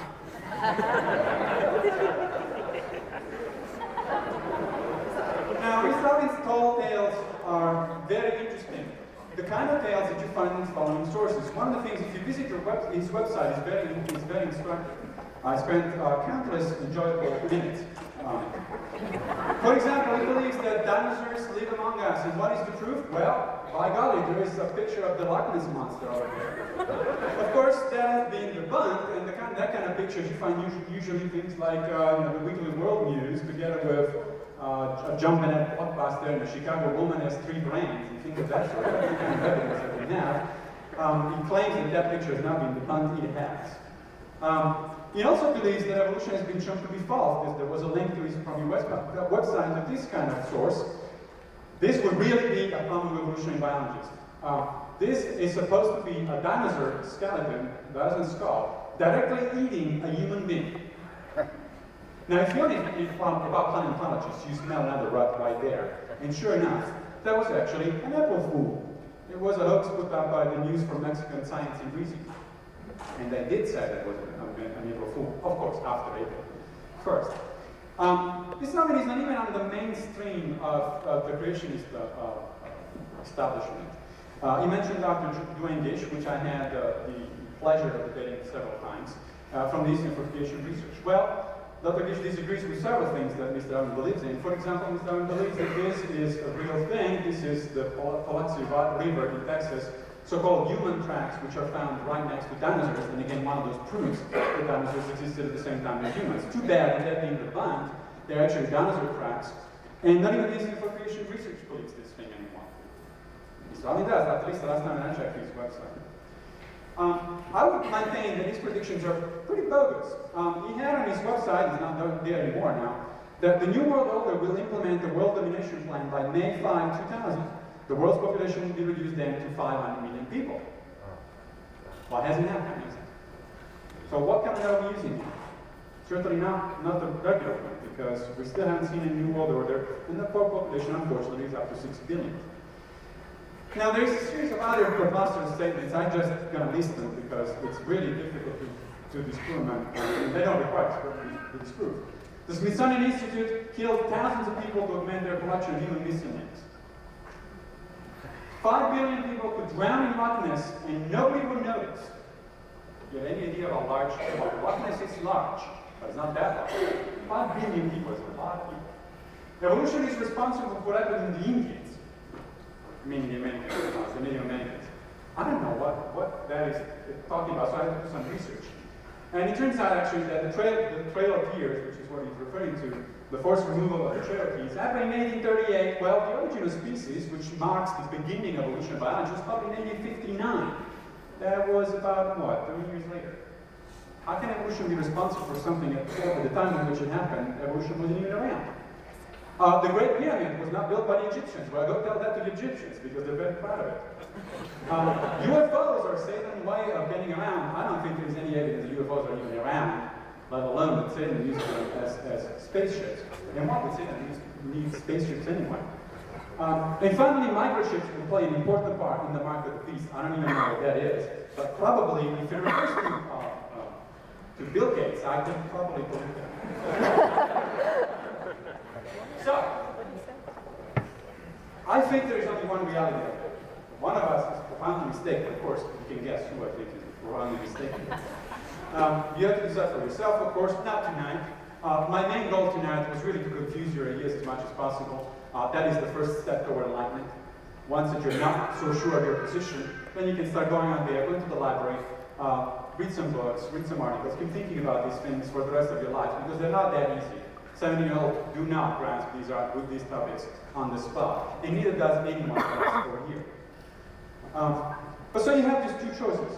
Innumerable scientists with legitimate PhDs who brought in the car, the computer, and McDonald's on one side. Well, they tell you that to go and look for the evidence, think for yourself. But look at the evidence, the real evidence. Go to a paleontological museum, go and look at go to the zoo even. Go and look at these things and see if it doesn't make sense to think that they are related to each other by common descent. Or, you can listen to somebody who has a clear ideological agenda. Incidentally, there is a variety of ideological beliefs among scientists. You can find anything from Christians and Muslims, Buddhists, atheists, agnostics, and all of that. So there's no ideological bias, which means that science is not a religion, no matter what Mr. Hovind would like it to be. On the other hand, there is a clear bias on the other side. Essentially, every single creationist that I know not only belongs to a particular religion, but it belongs to a particular subset of that religion. That seems to be a bias. And those are based on tall tales, and there's a very large price to pay for distortion or ignorance, and that price we're going to pay as a society every single day. The reason we teach evolution in public school is because it's good science. It is not perfect science, it is not the ultimate word on science, and as soon as we will know better, we will teach better. That's what happened in the past. But the alternative in terms of creation is not only it's bad science, it's just not science at all. Thanks very much.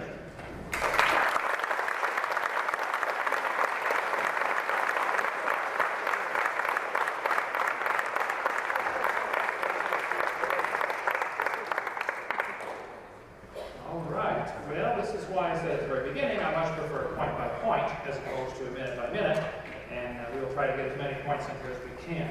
You mentioned in the beginning of this debate that you were a member of the Skeptic Society or something like that. I wonder if you are skeptical of evolution, or just skeptical of everything other than evolution. I don't think you've applied much effort to being skeptical of what you yourself have been taught. I think that'd be wise. The examples you gave of evolution, like HIV virus, saying it mutates, well, it is still a virus. And the obvious point I would like to make on this is the fact that so many people are getting these sexually transmitted diseases starts making God's word look an awful lot better. He was right from the beginning. One man, one woman for a lifetime. No premarital sex, no extramarital sex, no homosexuality, no bestiality. That's what God said right at the beginning because he knew what was best. I think maybe God was pretty smart.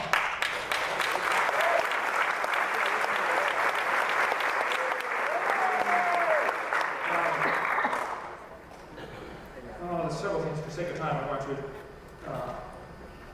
not get into now. Somebody please call from Q&A, it'll take forever. You said the burden of proof is on the creationist. That's a fascinating trick that people use all the time. Burden of proof is interesting. They will say, we must prove our point in order to get it taught in the schools. Let me show you how this works. Suppose I said, watermelons are blue on the inside until you cut the skin. You must prove I'm wrong. How would you do that? I shifted the burden of proof to you.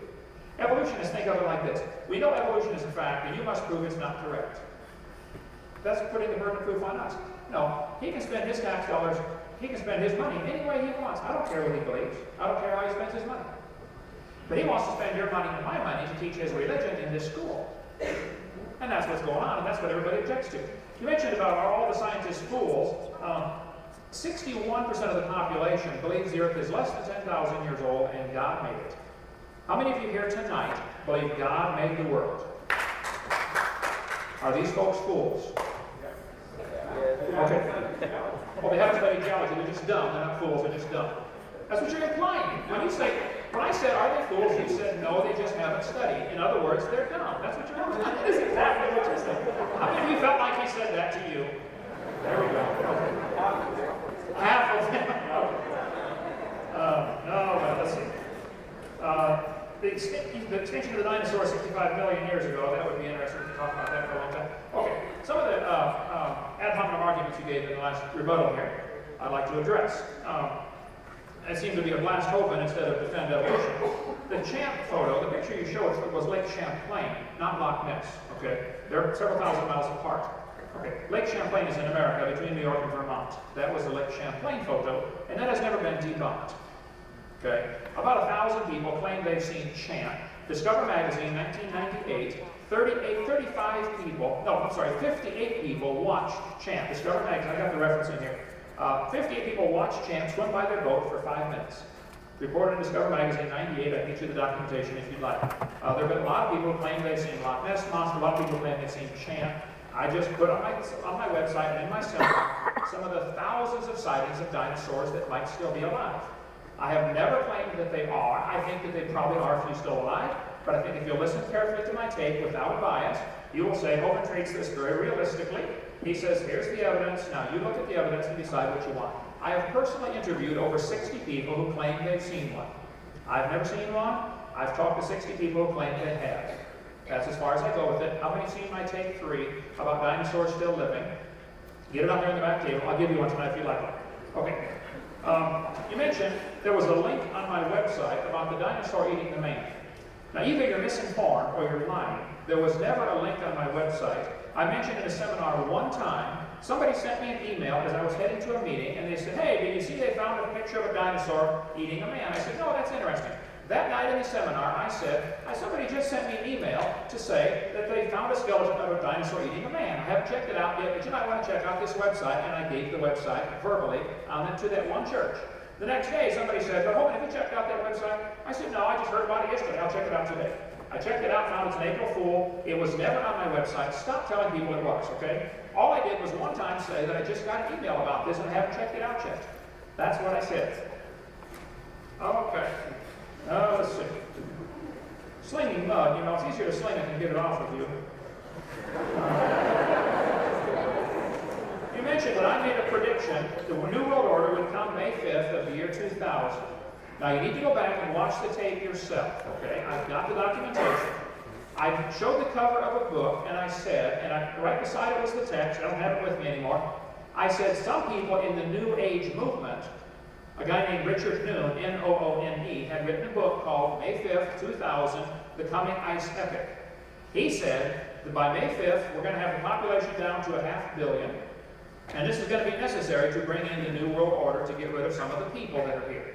All I did was say, some people in the New World Order would like the population reduced to 500 million by May 5th. How many heard me say that in my seminars over the last few years? I never said it's going to happen. I said some people in the New World Order would like it to happen. Now correct your seminar, please. Don't accuse me of saying that. I don't set any dates. I don't know when the Lord's coming back. Could be tonight. I hope so. Anyway. You mentioned that I said 5 billion people could drown in Loch Ness and nobody would notice. Now that is just simply bad journalism or a lie. I said in my seminar, 5 billion, actually 6 billion people could drown in Loch Ness and nobody would show above the surface. That is indicating the volume of that lake is big enough to hold the entire population of the world.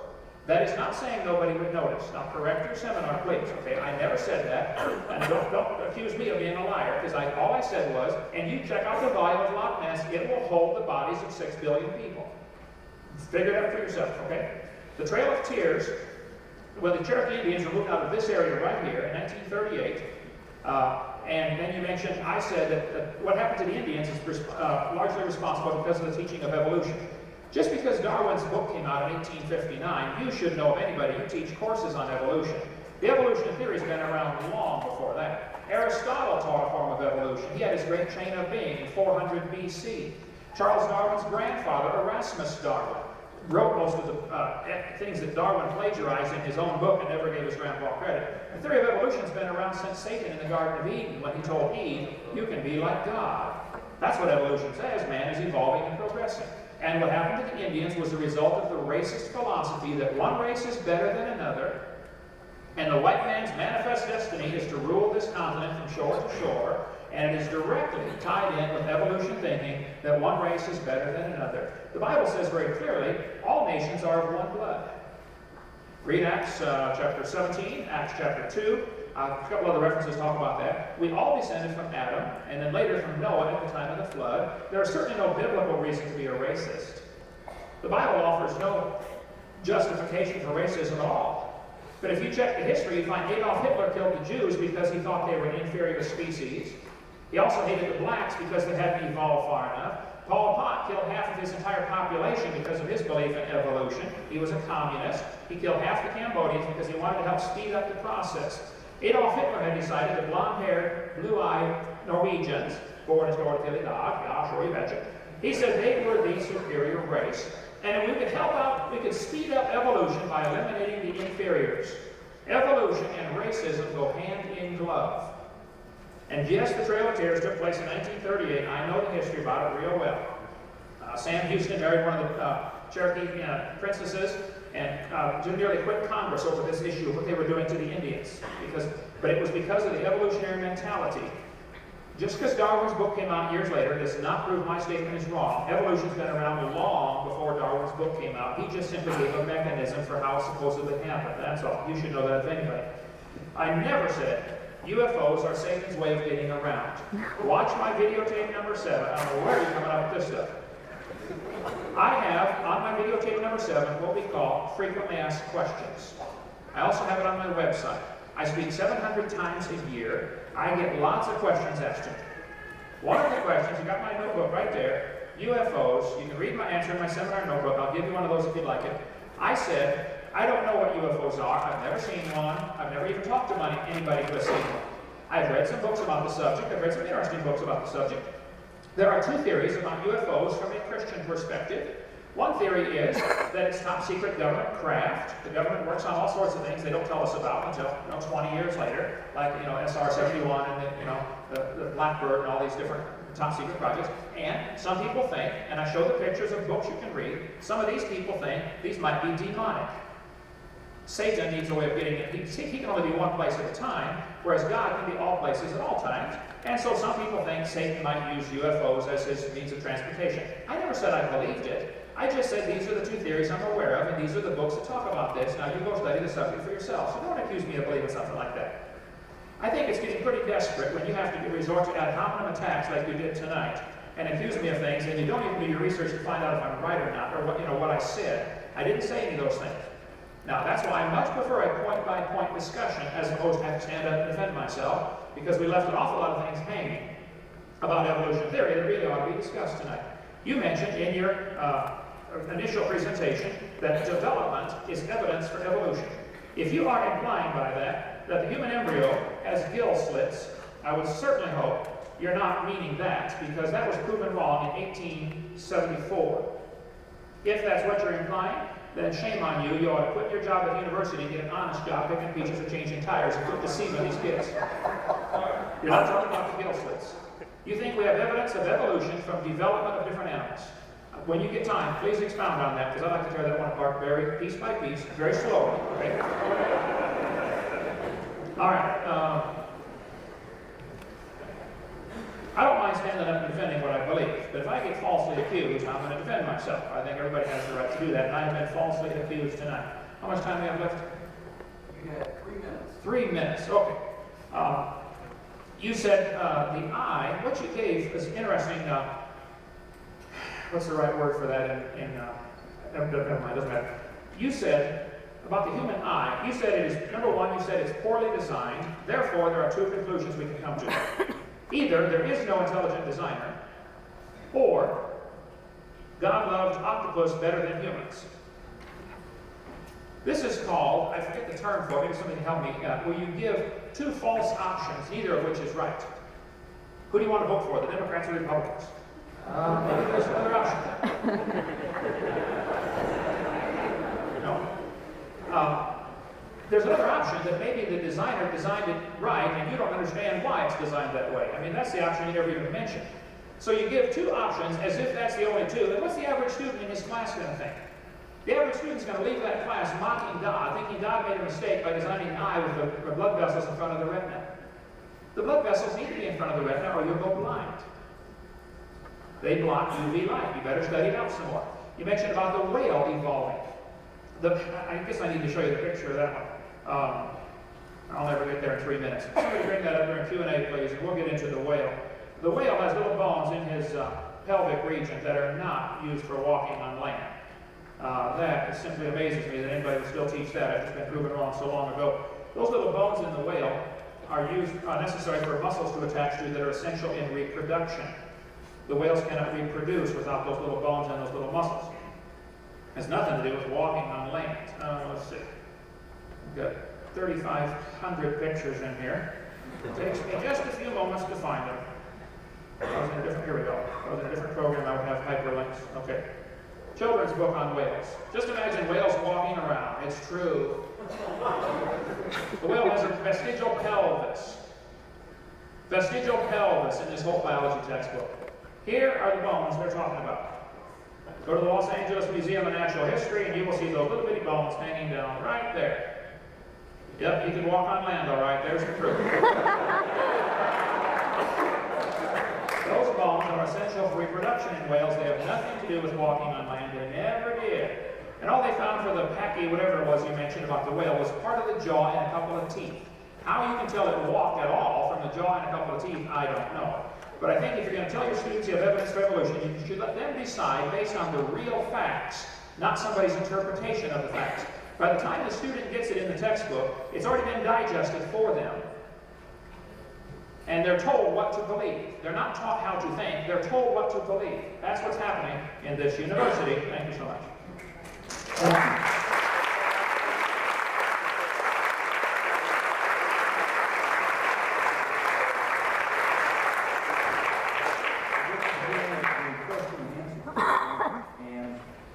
My commendations to the audience, I can't possibly get through all these questions.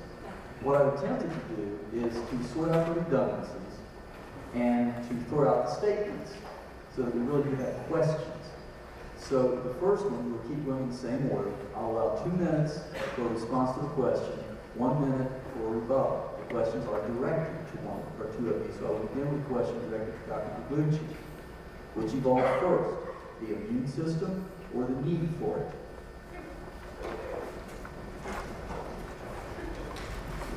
Good question. Let me use the first 30 seconds of my time to make one interesting point. What you heard a few minutes ago was very interesting. This is, my father was obviously, and anybody that knows the meaning of those words should realize, not a dominant attack. An dominant attack is when you attack the character, not of somebody, not what somebody says. I attack what somebody said. I don't have any personal kind of problem with Mr. Hovind's character. And by the way, all of my information is very well documented, so one of us is mine. I haven't seen your tapes, I've seen your website, however. Now, the question about who evolved first, the chicken or the egg. That's a good question. And the way it usually happens is actually both. And by both, one means that structures evolve in response to some kind of need, but the need also changed with the structures. In other words, the evolutionary process is an interactive process. It doesn't happen all at once, all of a sudden. Oh, now there is a problem. The environment poses a problem, and I have to come up with a solution.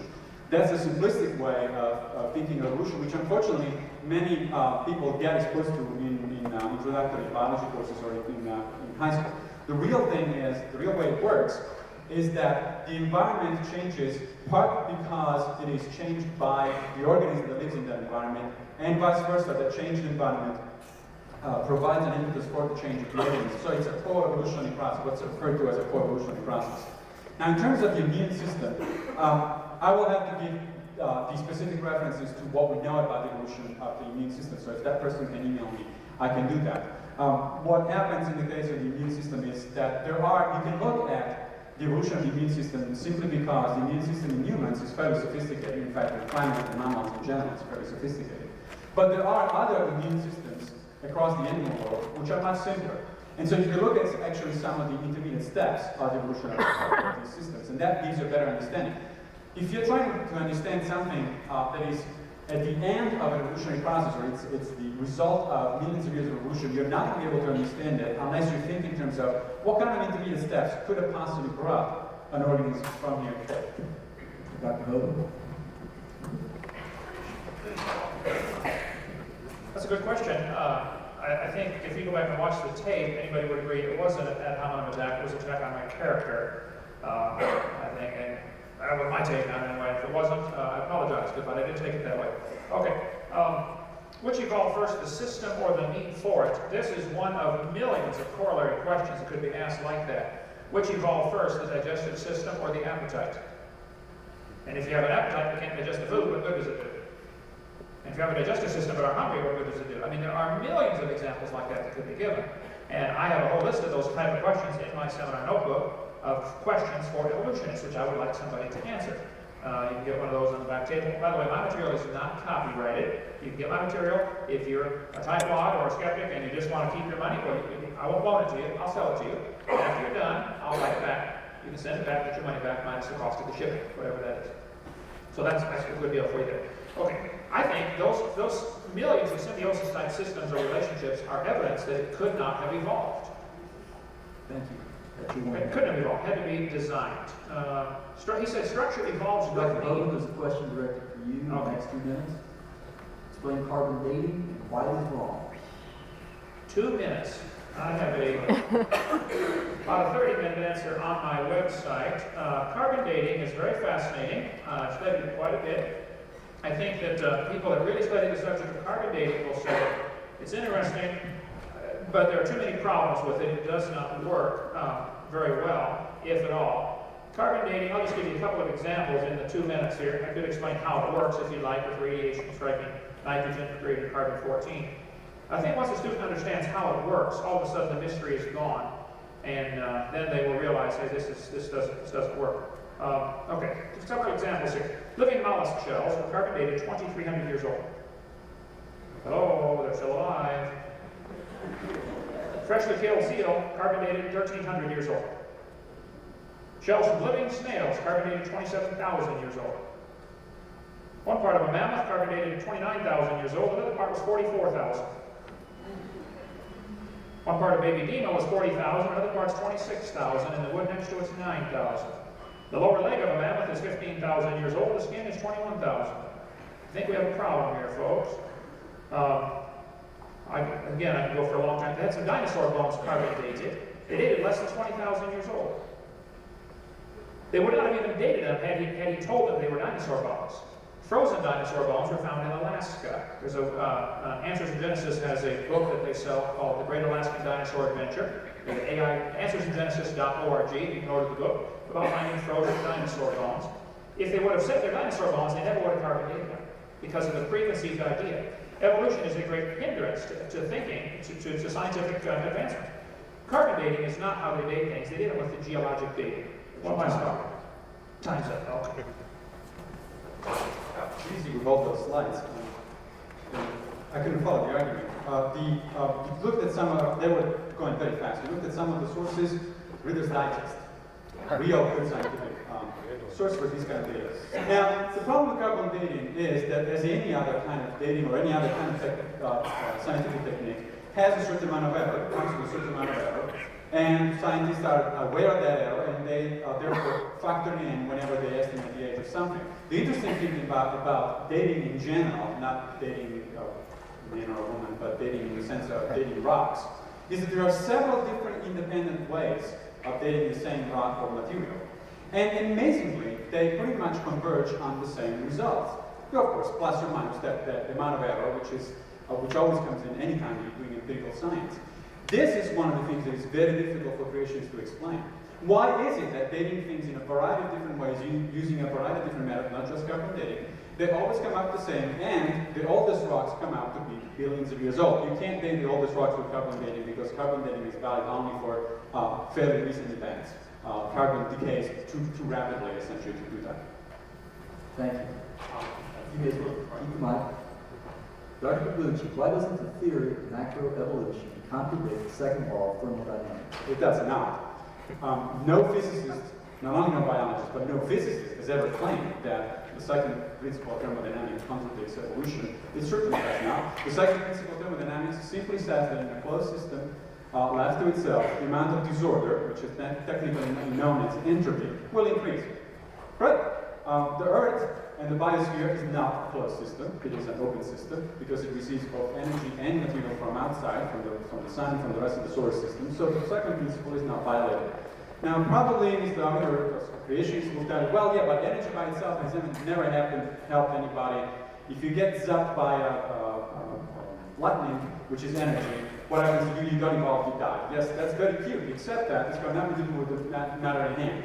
The point is, the second principle of thermodynamics applies to systems that are not the living systems. Therefore, to say that the second principle of thermodynamics is proof against evolution is simply not understanding the second principle of thermodynamics. And by the way, let me make a fun comment about not understanding and not studying. When someone doesn't understand something because he hasn't studied that something, it's not, that person is not dumb. That's not the definition of dumb by any dictionary that I know of.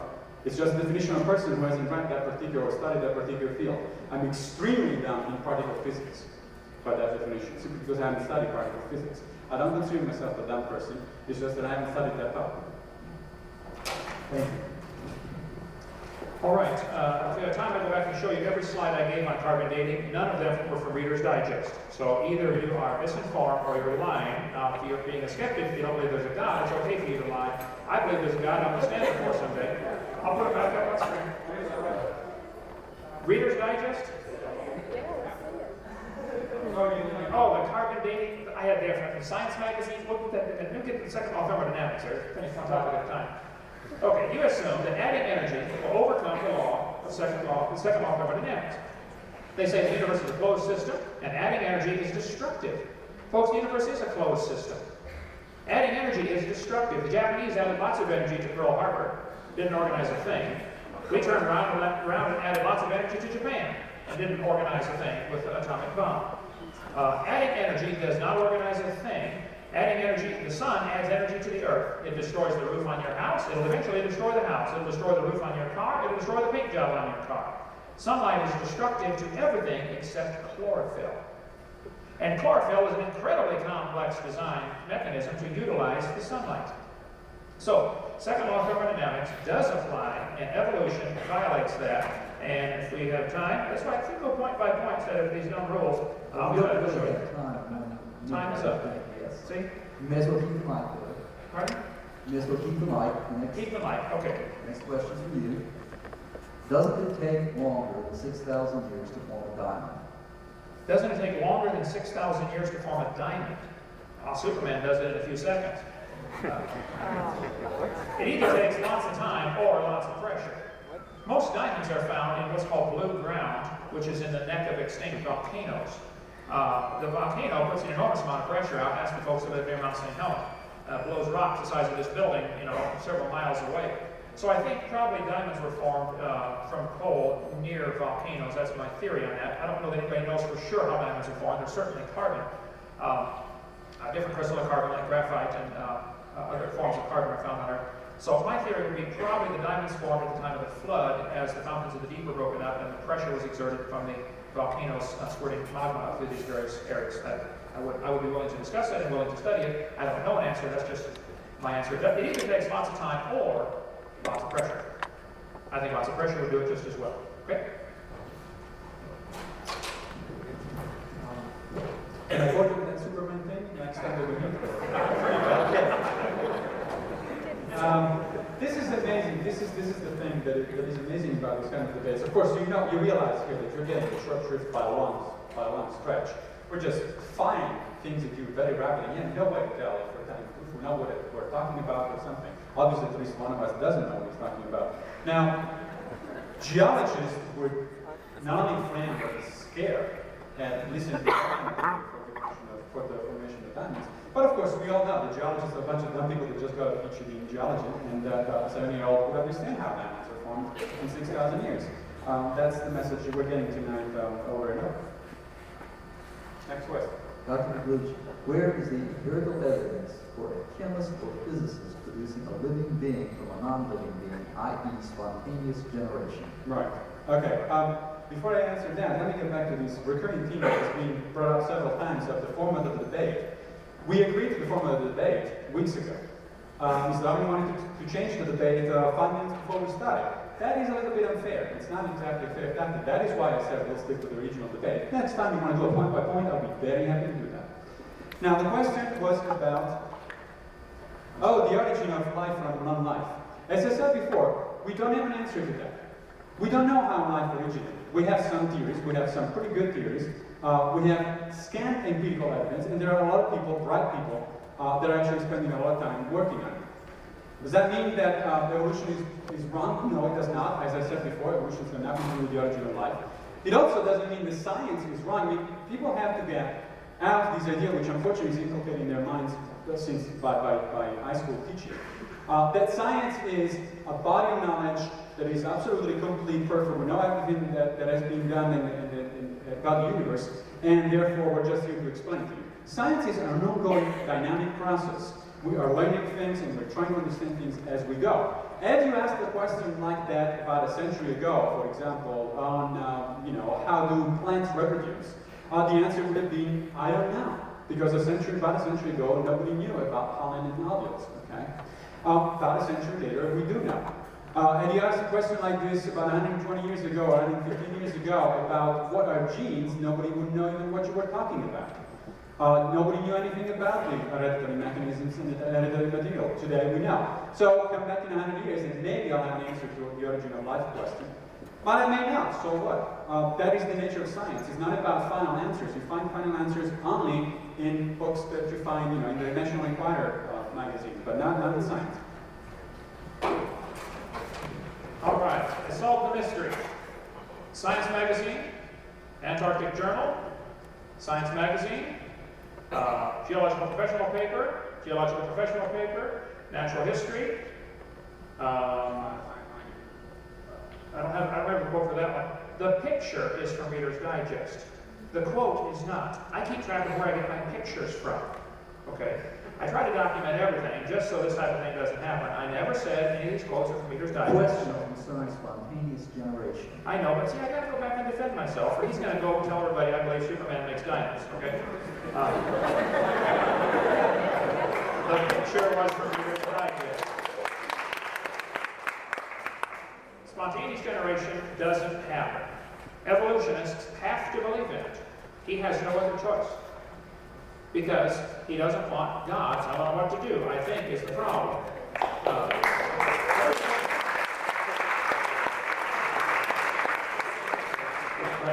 This question for you. What mechanism limits microevolution to keep it from working on a macroevolutionary level? What mechanism limits microevolution? Well, the Bible clearly says the animals will bring forth after their kind. The kinds, apparently those that originally were able to bring forth, reproduce.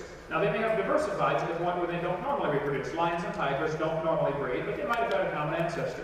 They have been bred in captivity. A liger and a tiger have been produced, depending which one is the father or the mother.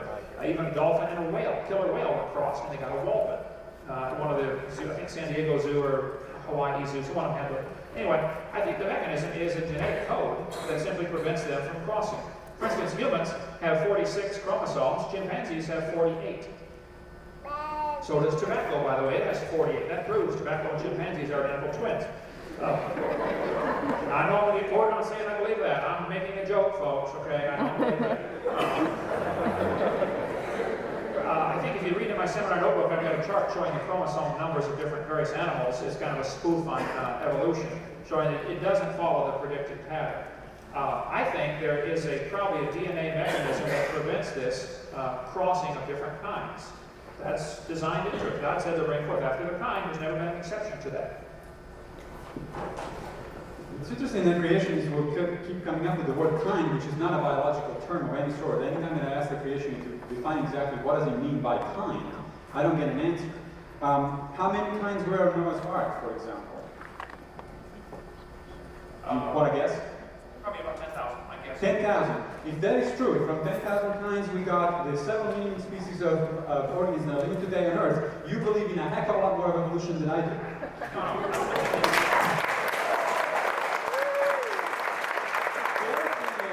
The distinction between micro and macroevolution is artificial. There is no distinction in the biological theory between micro and macroevolution. Macroevolution is simply microevolution writ large over a very long period of time. There is no difference that anybody can figure out, and I still haven't had a creationist be able to tell me what the difference actually is. Next question. If evolution is right, what is the purpose of life? I don't know. I'm not a theologian. I'm not a philosopher. Well, I'm studying to become a philosopher. So maybe 4 years down the road I might give you some hint to that. I have no idea what the meaning of life is. And if you think you have an idea of what the meaning of life is, great. My personal and preferred answer is the movie from Monty Python. That's where I get my opinion. That is a joke. 42. Don't quote me on it.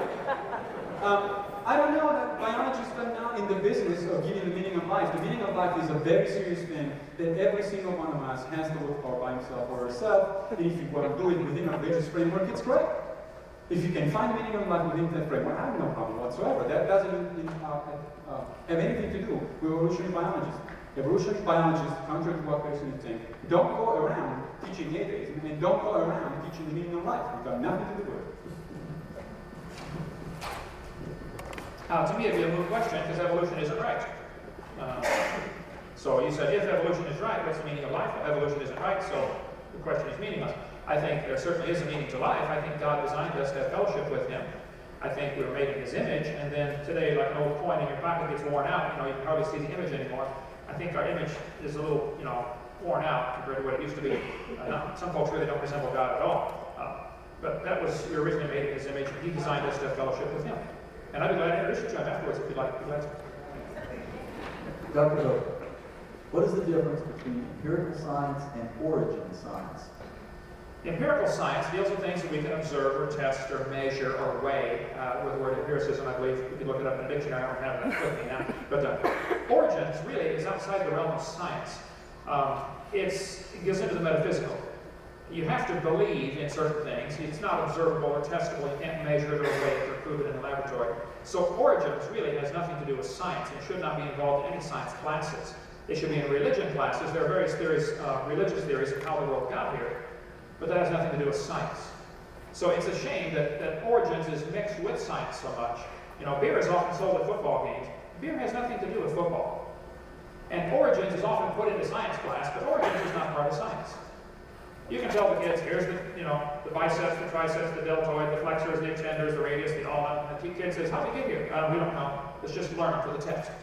You don't have to get into origins because you're going to offend somebody. If you teach evolution, somebody's going to be offended. How many of you are offended when they teach evolution? Okay? If they taught creation in the schools, somebody would be offended. How many of you would be offended if they taught creation in the schools? See? It's a subject you can't please everybody, so leave it out of the schools. How about if you have anything else about education from the school? That would make a lot of people very happy. The question was the origin. What is the origin? Right? What is the real origin? That distinction that we found as just proposed is actually a fairly naive distinction from the point of view of science. Science doesn't work in such a simple way. There are certainly limits to what science can do, by all means. There's no question about it. But some of the origin questions do fall within the limits of science. Let me give you an example. We said, well, if you can't test it empirically, if you can't do experiments on it, then it's not science. Well, by that let me give you an analogy. By the same kind of reason, you would never be able to tell who murdered somebody else looking at the clues, because you were not there, you did not see it, there is no experiment, you can do it, you cannot replicate it, you cannot do anything else about it. Except, you can look at fingerprints, you can look at DNA evidence, you can look at the circumstances of the crime, you can look at where the person is suspected to do the crime actually was at that time, and so on and so forth. That is, forensic science works by clues, by indirect clues that lead to reasonable conclusion beyond reasonable doubt. That's exactly the same way in which science works. Dr. Pigliucci, can you tell us when or how plants evolve from animals, or vice versa, i.e. when did an animal or a plant give birth to the other type? Okay, no, plants did not evolve from animals. The closest group to animals, phylogenetically speaking, that is in the history of life is actually fungi. That's not to say that a fungus all of a sudden became a mammal. That's the way of a simplistic way of putting it. It's just that they share a very distant ancestor. As far as the when, I think the best estimate that we have at this point is about 1 billion years, or 800 million years ago, less than 1 million years ago. Now, when you think of animal in that sense, as I said, you don't think of a mammal, you don't think of an animal with skeleton even, you don't think of a worm even. It's what's way too complicated. What you're thinking of, you be thinking of, are cells, which are structures, unicellular organisms, which are structured one way or the other. The unicellular organisms that gave origin eventually to the animal lineage share a most common ancestor with the same organisms, unicellular organisms that gave origin to fungi. That is not to say that fungi all of a sudden translate into human beings or bananas into mammals or things of that sort. Okay, repeat the question, please. Can you tell us when or how plants evolve from animals or vice versa? When or how plants evolve from animals or vice versa? Well, it didn't happen. God made the plants on day 3, he made the animals on day 6. He designed them for their functions of things that they do. I think if we go back and listen to the tape, we'll find Dr. Pigliucci did imply very strongly that fungi and animals have a common ancestor, but it didn't happen quickly, it happened slowly. Now, if you're from Harvard, of course, that happened quickly. Like Stephen Gould says, punctuated equilibrium. So if you want to believe that, you're welcome to believe that. That's not science. That's not empirical. Fungi are still around today. Okay, why don't they do it again? Let's evolve something else. Let's evolve another animal from fungi. You've got plenty of research money. You ought to be able to do that in your laboratory. Okay. Dr. Hovind, how do you explain dinosaur extinction? How do I explain dinosaur extinction? I would say they're probably not even extinct. There are probably a few still around. I think that in the flood in the days of Noah, millions of animals drowned, and plants and everything else. The flood explains the coal. The coal we find in nice neat layers all over the world. Pressed plants. There's a layer in Wyoming, 10,000 square miles in the Powder Bluff Basin, whatever it's called. And some places 200 feet thick. I think the flood is the only explanation for the fossils at all. I think animals don't fossilize unless they're buried. And I think what happened to the dinosaurs after the flood, those that survived by being on Noah's Ark, probably babies of course, people killed them. All through history there are stories of people killing dragons. They called them dragons until 1841, when the word dinosaur was coined by Sir Richard Owen. There was no such word as dinosaur until 1841, so people were killing the dragons, and most of them exterminated by man. Possibly a few dragons are still alive. They're mentioned in ancient history. They find them on all kinds of ancient pottery. Artwork shows pictures of dinosaurs, cave paintings, cliff paintings. There's overwhelming evidence that they've lived with man. We'll cover that in video number 3. Start back all over. The dinosaurs probably went extinct because of an impact of an asteroid. We have found a crater. The crater is still visible underwater outside of the Yucatan Peninsula in Mexico. There is geological evidence of the impact of that crater, and the material that meteor was made of was actually scattered all over the world. There are beautiful geological strata in Italy, for example, where I was born, where that show the same exact sequence and the same exact material as in the Yucatan Peninsula. All of these data are very difficult, if not impossible, to explain within a creationist perspective. And dinosaurs don't walk the earth right now. Just please find one and bring it here, and then I'll believe it. Dr. Pigliucci, how does the Triceratops example prove evolution when they are all variations of the same animal? Well, that's a matter of opinions, I guess. No, they're not variations of the same animal. What do you mean by variation of the same animal? Was that a kind? Biologists consider those very different species. In fact, some of those animals are grouped into different genera, which is a higher taxonomy category of biological explanations. So, no, they're very different animals, but not only that, that tree that I showed you, of course, goes back further than when I showed you, so it links back to other things that don't look at all like Triceratops. There are other kinds of dinosaurs. And there are intermediate fossils. Now, does that prove evolution? Science is not about proof. And that's another myth that unfortunately is very common and widespread. Science is about our best ideas, our best explanation of how the evidence comes together. So, the best explanation that we have for the diversification of Triceratops is that they were related to each other.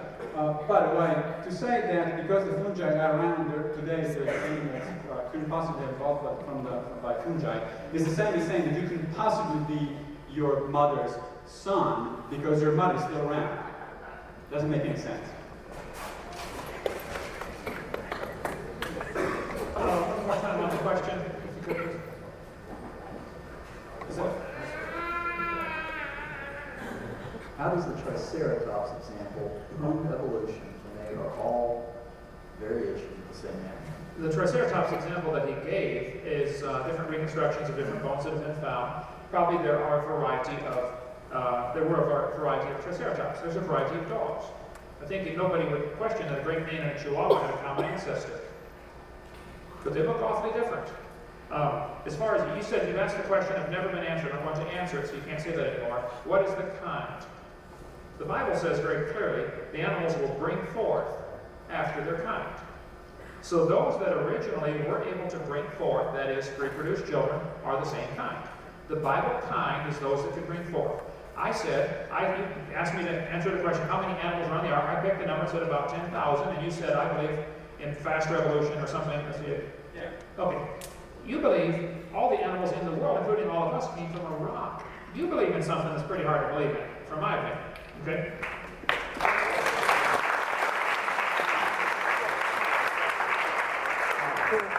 I don't believe the Triceratops evolved from anything. There might have been a variety of Triceratops. There's hundreds of varieties of birds, and hundreds of varieties of dogs.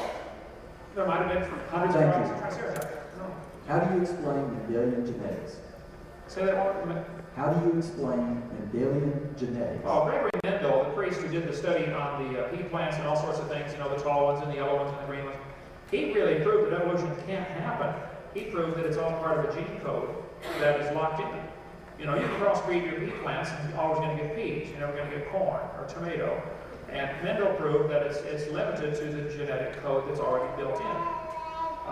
Dr. Pigliucci is a plant biologist. He should know, if anybody does, have some kind of evidence of one plant turning into a totally different kind of plant. The monocot, dicot, and tricot is not a different kind of plant. Mendel, I think, demonstrated very clearly that evolution doesn't happen. But Mendel's work was kind of ignored for 50 years because Darwin's work was so popular at the time that everybody kind of ignored Gregory Mendel at the same time. It's interesting to note that every geneticist that I know of is perfectly convinced of evolutionary theory. It doesn't have any problem with evolutionary theory. If you understand what Mendelism is about, there is no contradiction at all. First of all, Mendelism simply explains how organisms inherit their traits, period. Then there are things that are called mutations, for example, that change the genes. And those are inherited. In fact, you do need Mendelism in order to have evolution. One of Darwin's problems was that, unfortunately, he didn't read Mendel's paper. The reason was because Mendel published in a very obscure journal. That's one of the problems that every scientist knows about. Never publish in an obscure journal, because then otherwise you're going to be forgotten for 30 years until after you're dead. Darwin, in fact, was looking for a mechanism for heredity. He needed a mechanism of heredity, and there is a chapter in The Origin of Species that actually says, you know, this is one of the problems of my theory at this point. I don't know how heredity works. Well, now we do. That's the way science works. Dr. Aldous Huxley, one of the world's leading evolutionists, once claimed that, quote, the reason that we, evolutionists, jumped at the idea of evolution was because we did not want a God interfering with our sexual mores, end quote. If evolution is purely science, please explain why Dr. Huxley would make such a statement. I can't attest to the veracity. Yeah, you're the historian here. I'm not sure that Darwin actually ever said something like that. If he did, that's his own opinion.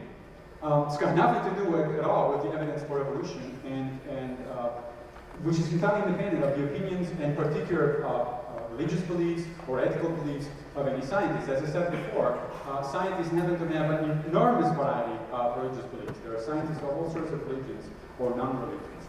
So if I actually said that, and I'm really not sure, I suspect this is one of those examples, those cases like the alleged recantation of Darwin on his deathbed, which probably very likely didn't happen and was made up at the beginning of the century. You should know something about it because you wrote a book in which that is reported. So I suspect it's simply not true, but even if it is true, it doesn't make any difference. Any single evolutionary biologist can think that all he wants about morality, God, or any other topic that you like. It doesn't make you an expert in that area.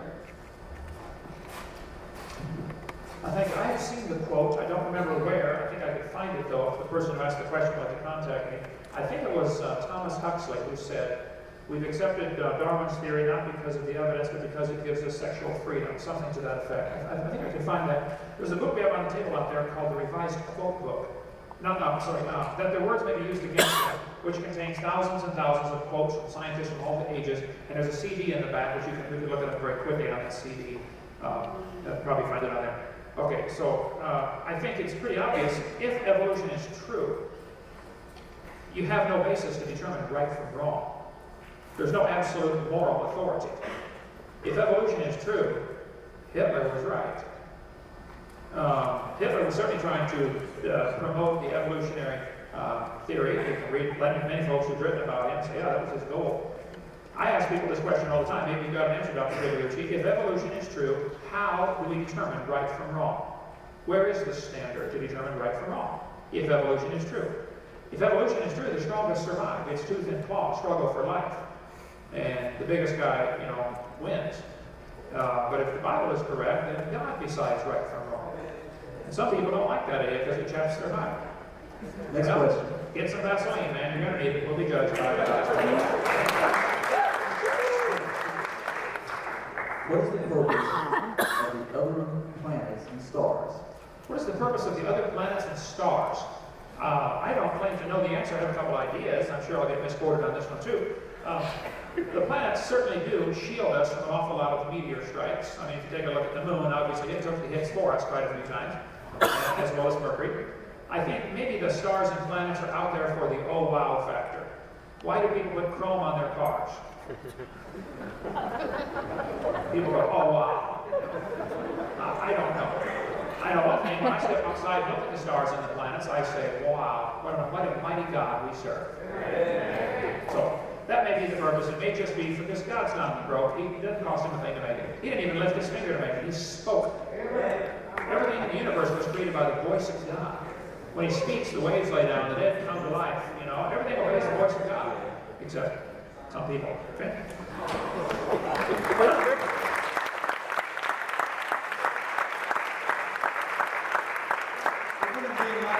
A bunch of light bulbs up there and not waste all of that precious energy and matter. And by the way, how would you explain, based on that hypothesis, the fact that the overwhelming majority of stars are simply invisible? How would you go, wow, something you can't see? Anyway, the question was the reason why the stars and planets are there. I don't know. Nobody knows if there is a reason. First of all, the question assumes that there is a reason. There may not be a reason. As far as I know, there may not be a reason. If there is a reason, it's certainly not something that an evolutionary biologist would ever be able to tell you, for one thing. You should ask it at most a cosmologist, and even a cosmologist I would think it would have some problems telling you anything about meaning. Science is not about meaning. Meaning you have to find it yourself. Science cannot give you that answer. Next question. Monkeys evolved into humans as a result of unfavorable environments. Why do monkeys continue to exist? The grandmother effect. I already answered that question. I think could we go for another one, or do you want to give an answer to that? Please name some absolute evidence for evolution. Absolute evidence for evolution. Well, I don't know what that means actually. Absolute. Well, I don't know. The fact that the HIV virus is changing under your buddy nose is pretty absolute to me. That is a kind. Yes, the virus hasn't turned into a banana yet, but nevertheless, it is evolving under your very nose. The fact that you might have problems getting rid of infections because antibiotics have selected, by natural selection, for more and more resistant bacteria is another example of a pretty absolute. You can observe it yourself. The fact that you cannot spray any more pesticides in your garden and get it clean of pests because pests have evolved resistance. Well, that's evolution happening under your very nose, so I consider that pretty convincing evidence. There's a lot more than that. You can look at the DNA similarity organisms. The fact, how do we know that fungi and animals are more closely related to each other than either one of them is related to plants? Because if you look at their molecular structure, their DNA today, it is much more similar than either of them is to plants. I would say there is no absolute evidence for evolution above the microevolution examples which I gave earlier. Now let me take the rest of my 1 minute on the stars. The Hubble telescope was asked to look for 10 days at one spot that they thought was black. After 10 days of viewing a spot about the size of a grain of sand held at arm's length above the Big Dipper, they discovered after analyzing the pictures there were more stars than they could count in that area. And I said the same thing. Wow. That's what I said a minute ago. That's for the oh wow factor. And it worked. Great. Thank you.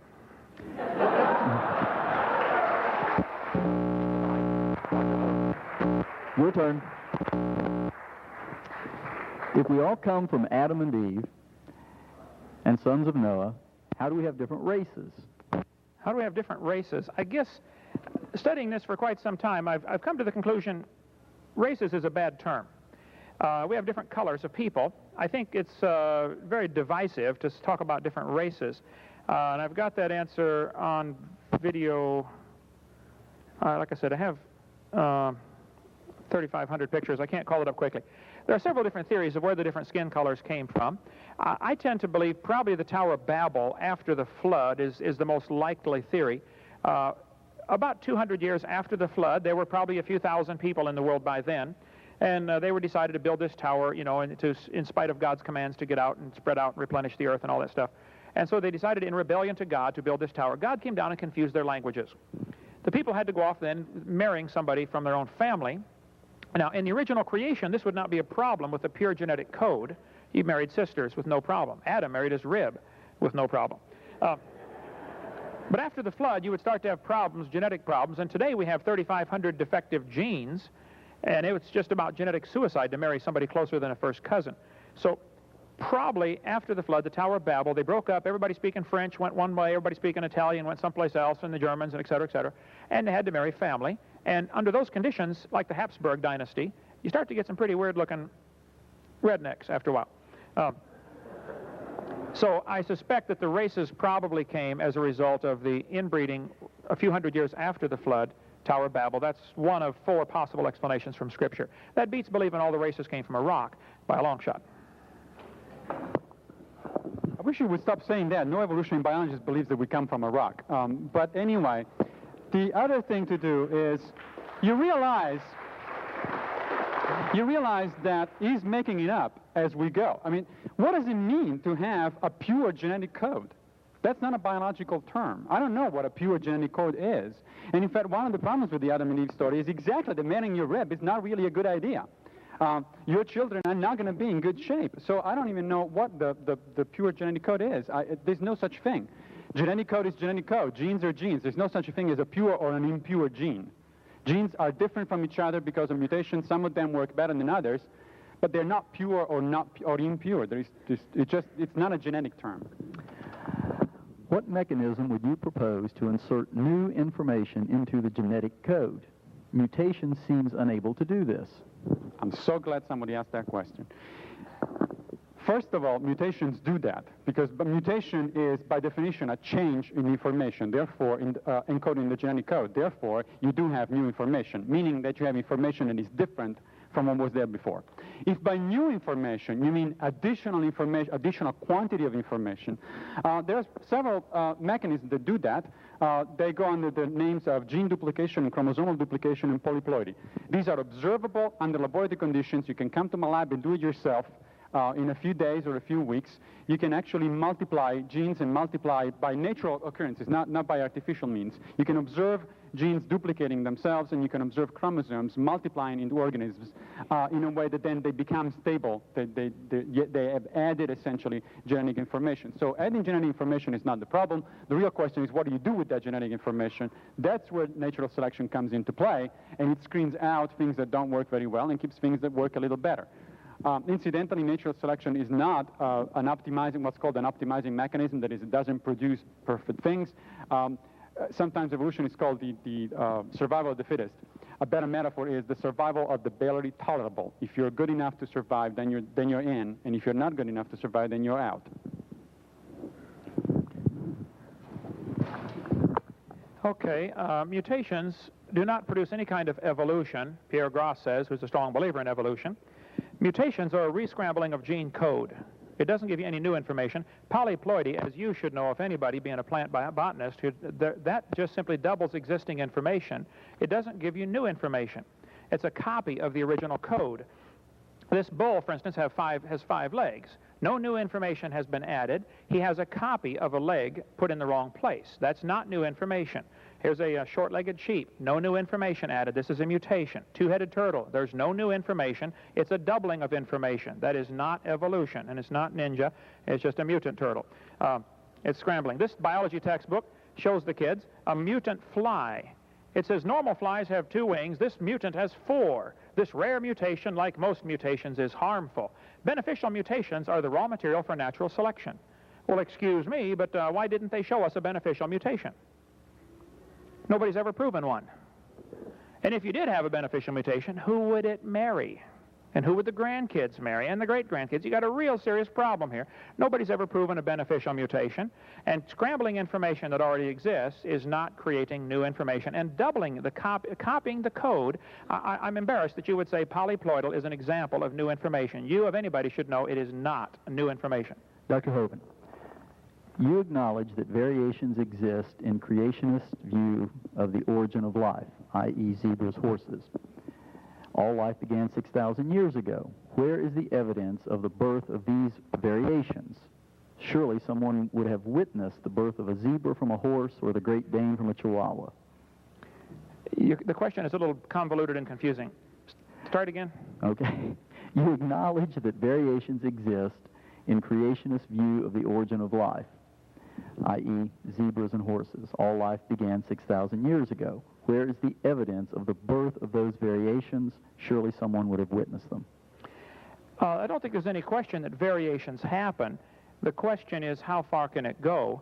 As far as the horse and the zebra having a common ancestor, I don't know when it happened, or even if it happened. I suspect that it could have happened, and that would be a legitimate field of research for scientists. But then to conclude that horses and bananas are related is way beyond the observable evidence. And I showed you from the textbooks, they do teach the kids we all came from a rock. That's what it boils down to. I know you don't like me saying that. Well, you ought to get rid of that dumb theory, and I wouldn't have to say it. Variations happen, but they have limits. Okay, farmers breed for bigger pigs, but they're never going to get a pig as big as Texas. Roaches become resistant to pesticides, but they will never become resistant to a sledgehammer. Okay. Yes, variations happen, but they're limited, and they always produce the same kind of plant or animal. That's not evolution. And the information for the variation is already present in the gene code. Nothing new is ever added. The gene pool of the new variety is now more limited. Somebody spent years developing a Chihuahua. All that work to make a 100% useless dog. Genetic information is lost when you get a variant. Ask any farmer that raises anything. The further you get away from the norm with your hybrid, the more problems you start to have. Either disease resistance goes down, or like the Great Danes, or many dogs have hip dysplasia, you get problems. You might get one desirable trait, like a cow that gives more milk, but you always get some other problem someplace else. And if you turned all the dogs in the world loose back into the woods, 90% of the varieties we have today wouldn't survive. Up in Alaska, probably the long-haired ones would survive, and in the desert, the short-haired dingoes would survive. But you're always going to have a dog. That's not new information.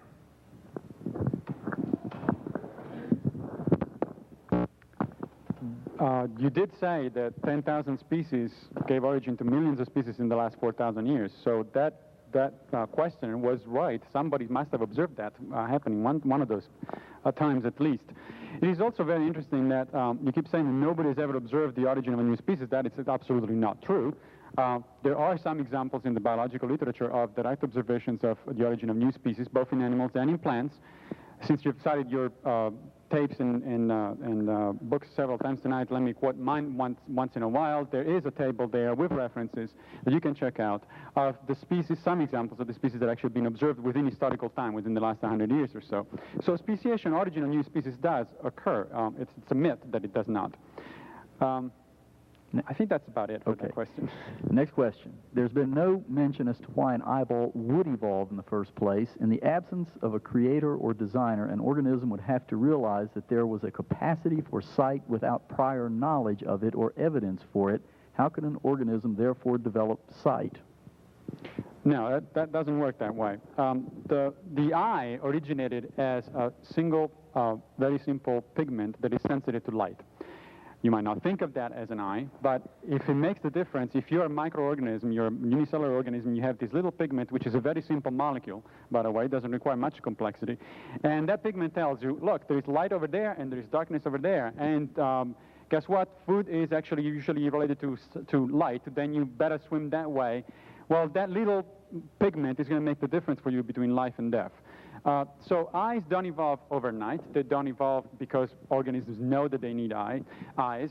As I said before, it is a co-evolutionary process between the organism and the environment. So you start with tiny little steps, tiny little things which are very simple, and then you become more and more complicated because, in fact, guess what? Once that I can tell if there is light over there and darkness over here, it might be advantageous if a mutation in that pigment or in the structure in which that pigment is actually housed will tell me not only that there is light versus non-light, but it tells me that there is more light in one direction and less light in the other direction, meaning that it's capable of detecting a gradient. From there on, if you can form very simple images, very, very blurred ones, it's very advantageous because any image is better than nothing, and so on and so forth. You keep going that way.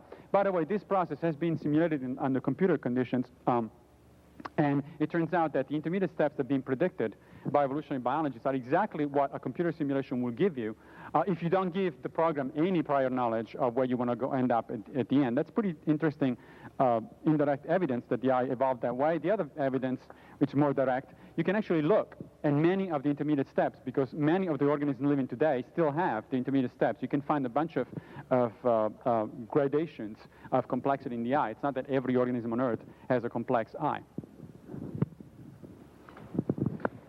Okay, you misquoted me twice last time. I never said there were 10,000 species on the ark.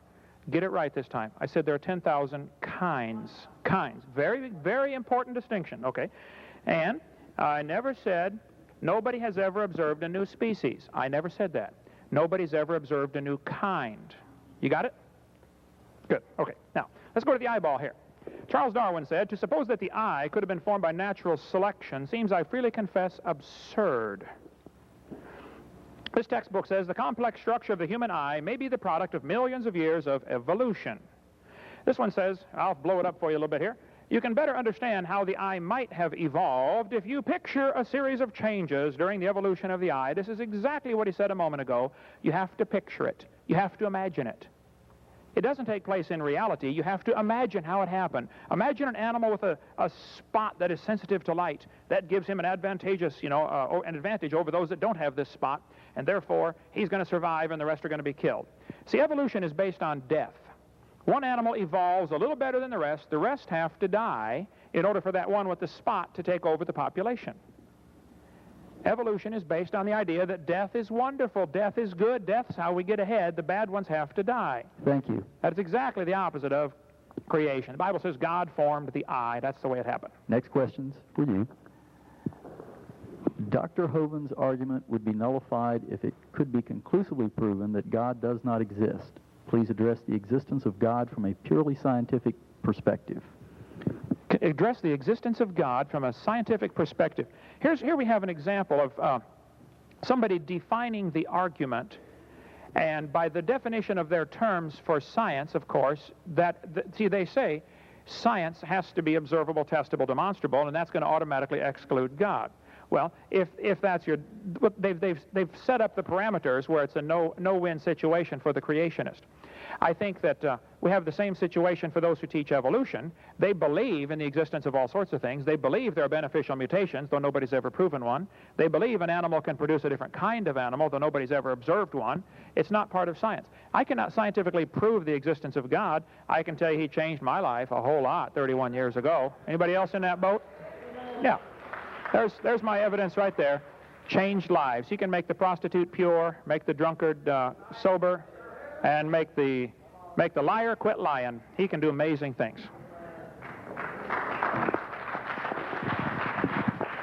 I would like to remind Mr. Hovind that this is a scientific debate. We're not in a church. If you want to do something like this in a church, I'll be fine. What was the original question? Dr. Hovind's argument. Time for me.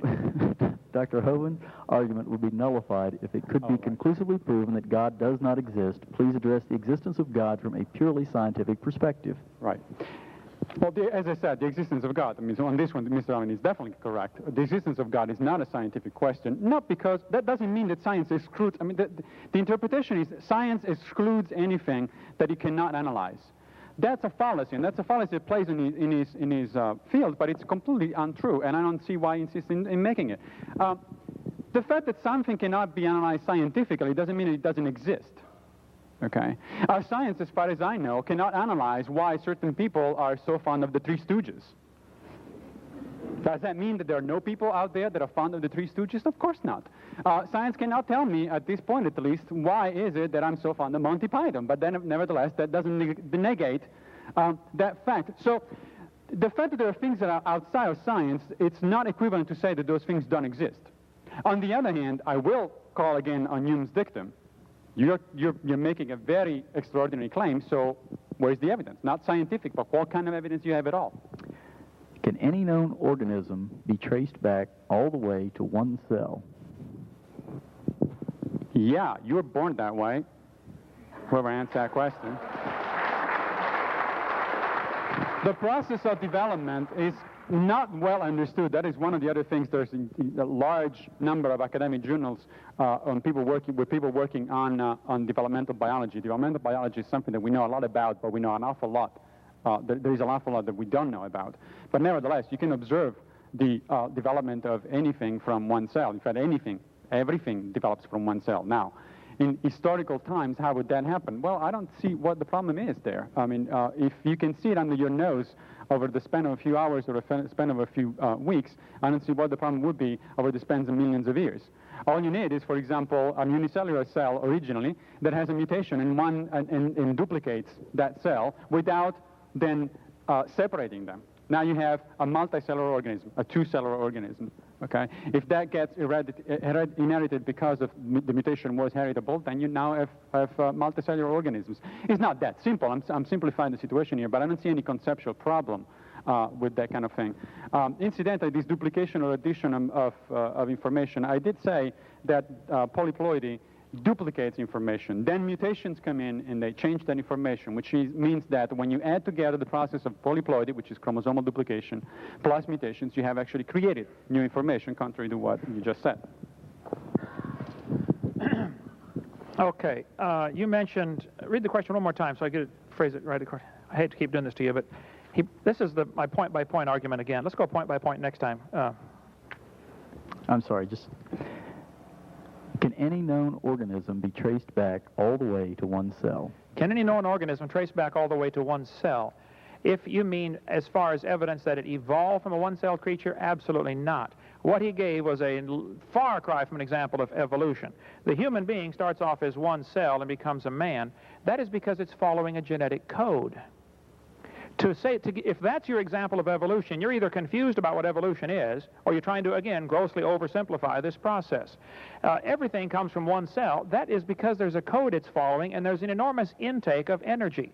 To get my son from one cell to 22 years old and 6 foot tall took a huge amount of food. There was energy put into this thing. So that is not evolution. If you're teaching your students that that's an example, going from one cell to a fully grown human, that's an example of evolution, you're deceiving your students because it's following a complex genetic code and it is taking in information from the outside. That is not an example of evolution like taught in the textbooks. And by the way, where are the two-celled creatures in the world? It would have to go, there are millions, zillions of one-celled creatures. Where are the two-celled or the three-celled or the four-celled? They don't exist, folks, and he ought to know that. They don't exist. There are colonies that get together and do functions, Volvox and stuff like that, but that's a colony of cells. Each one is still an individual cell. That's not anything similar to a tissue or an organ, and there just aren't any. Evolution falls flat. And you talk about Hume's dictum. You're claiming that all life forms came from one cell. You better have some extraordinary evidence of that. What about divinely inspired evolution? What about what? Divinely inspired evolution. Divinely inspired evolution. I would say that would be a retarded God that has to use evolution. First place, there's no evidence for evolution anyway, so why should I compromise a perfectly good Bible which has never been proven wrong with a dumb theory which has never been proven right? I wouldn't want to make that trade-off. And plus, I would not worship a God that has to use suffering and misfits and death and blind chance and doesn't know what he wants. The God that I worship made it right first time. No mistakes.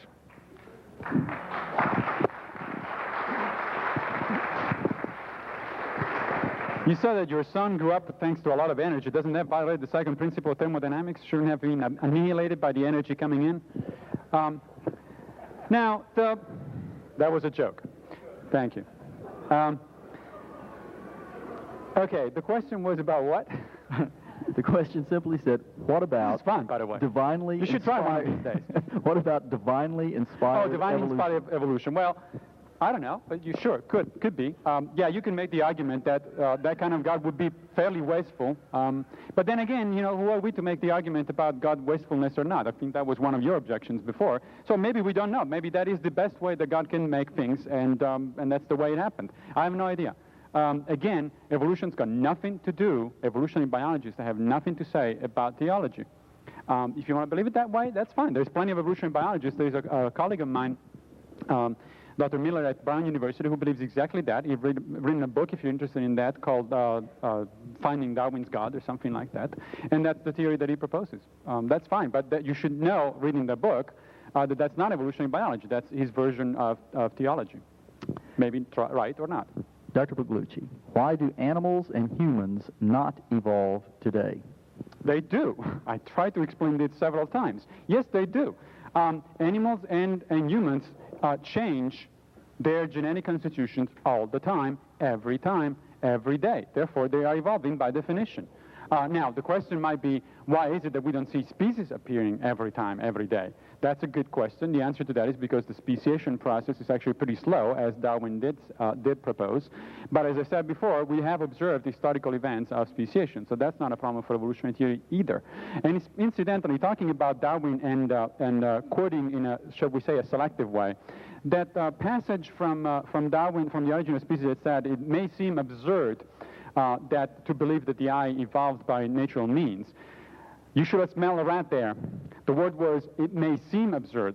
You should know that if you go and check that quote, immediately afterwards, Darwin goes on into half a chapter in which he tries to explain how, in fact, the eye evolved. So he says, at first view, it might seem like an absurd thing, but here it is how, in fact, it can happen, and this is what evolutionary biologists has found so far.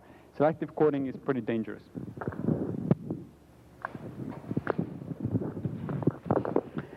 Well, we're going to be here all week. Here's the quote. I have the book in the car. I'll get it out next time. He said, to suppose that the eye, with all of its intricable mechanisms for adjusting to light, he has a whole bunch of descriptions of the eye in there, could have been formed by natural selection seems, I freely confess, absurd in the highest degree. Go ahead and read the rest of page 217, 218, and 219, where he talks about his theory of how it might have happened, but it's all speculation. That's not science. Here's how it might have happened. That's what you did. Well, it might have happened, from a one-spotted critter. I'm sorry, that's not science. As far as, was the question about why don't we see animals and humans evolving today? Is that the question we're discussing now? Why do animals and humans not evolve today? Well, because God designed them to bring forth after their kind, and that's all they're going to do. Humans are always going to have humans. You might get a big one or a little one, but it's always going to be a human. That doesn't happen. Evolution doesn't happen. So to me, I don't have a problem with that question. Dr. Hovind, did you teach evolution when you were a teacher in high school? Were you a Christian then? I was a Christian. I became a Christian at age 16. As I taught school, I taught science, and I tried to teach all sides of the theory. If evolution was presented in the book, I would say, here's one theory. Now here's the evidence against this theory. Here they're telling the kids, you have similar bone structures in your arm compared to a whale. Okay, they can interpret that to be proof of a common ancestor, or you can interpret that to be proof of a common designer. The hubcaps from a Honda Accord will fit on a Honda Prelude. That proves they both evolved from a Chevy 84 million years ago. No, they have similarities because we have a common designer. That's just obvious. So I taught my kids to study science objectively, realistically. Let's look at this, and don't get brainwashed. Don't get taught what to believe. Learn how to really think about this. If somebody tells you the human embryo has gill slits, and that proves it used to be a fish, you better study the history of that. That was proven wrong in 1874. Those little folds of skin develop into bones in the ear and glands in the throat. They never have anything to do with breathing. I've seen fat folks that have 5 or 6 chins, and they cannot breathe through any of them but the top one. Okay? Those are not gill slits, and that should not be in the textbooks. So I taught my kids to study science objectively. Okay? Sure, thanks. This equal time teaching thing is something that needs to be discussed. Education is not about equal time teaching. I mean, if that were the case, then you would be teaching the Copernican theory and the Ptolemaic theory. You would be teaching that the Earth rotates around the Sun and the Sun rotates around the Earth. That's because there are 2 theories. In fact, historically, they were 2 theories. Now, that was about 400 and something years ago. Now we know better, therefore we don't teach Ptolemaios anymore. The day in which somebody finds out that Copernicus was wrong, which is pretty difficult, then we'll teach something else. The same goes for creation and evolution. I mean, creation was a viable theory at one time in history. The last time that was the case was around 1850s. After that, it has not been a viable scientific theory, which is why we don't teach it. I mean, teaching evolution, in schools, not only public schools, but any schools, should be about critical thinking based on the observations and the facts available. It's not about dogma. No evolutionary biologist should ever teach evolution as a dogma, and if they do, they're simply mistaken. They don't understand what education is all about. But it is the only viable theory at this point, scientific theory at this point. It may be wrong, perhaps. But certainly creationism is not the alternative. This may have been addressed, but forgive or blame the moderator if it has. Do you believe, Dr. Pigliucci, that the tailbone is vestigial? That the tailbone is vestigial. Oh, I see. Okay, yes, let's talk about these vestigial things, because I know that Mr. Hovind, if I say yes, Mr. Hovind will say, well, then why don't I'll pay for a operation for your tailbone to be taken out and see how you feel. Right? I'm learning the game here. Okay. Now, it is very serious, you're right, but, vestigial organs are not, contrary to what most people think, organs that don't have any function. If they didn't have any function, they probably would have been lost long ago. These are organs that used to have a different function, and they now have shifted to something else. A great example of it is if you observe many animals that live in caves. Animals that live in caves usually either don't have eyes or they have greatly reduced eyes. The reason for that's a great example of when you find very reduced eyes in cave animals, it's a great example of evolution, because the reason that happens is because it costs metabolically quite a bit for the organism to build the eye. It's a complex structure, so it costs energy, okay? And if you don't need it, then there will be natural selection against forming eyes, which is exactly what we see. So you see over a period of time, with all the integradations that you want, you see the eyes disappearing in cave animals, so that you can find cave animals that have non-functional eyes and eyes that are only half there or a quarter there, and they're completely gone. That is the way vestigial organs work. So in the case of the tailbone, it's the same situation. The tailbone doesn't function anymore as it does in other primates, that is, as a tailbone, because we don't have any tails anymore. But it does have other functions. There are some muscles that are attached to it, so you can't get rid of it entirely. But it is exactly the same bone that other animals, very close related to us, actually use as a tailbone, which is, again, how evolution works, by changing things around gradually, little by little. Yes. Yes, sir. I certainly would pay to have yours removed anytime you'd like. You mentioned about cave animals losing their eyes, and you said this is a great example of evolution. I think it should be obvious to a kindergartner that losing something is not evolution. That's the opposite of evolution. You're going backwards in time, okay? You're losing something, not gaining something.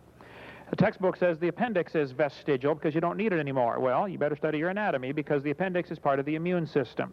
You can live without your appendix, that's true, but if your appendix is taken out, you have a higher susceptibility to many diseases.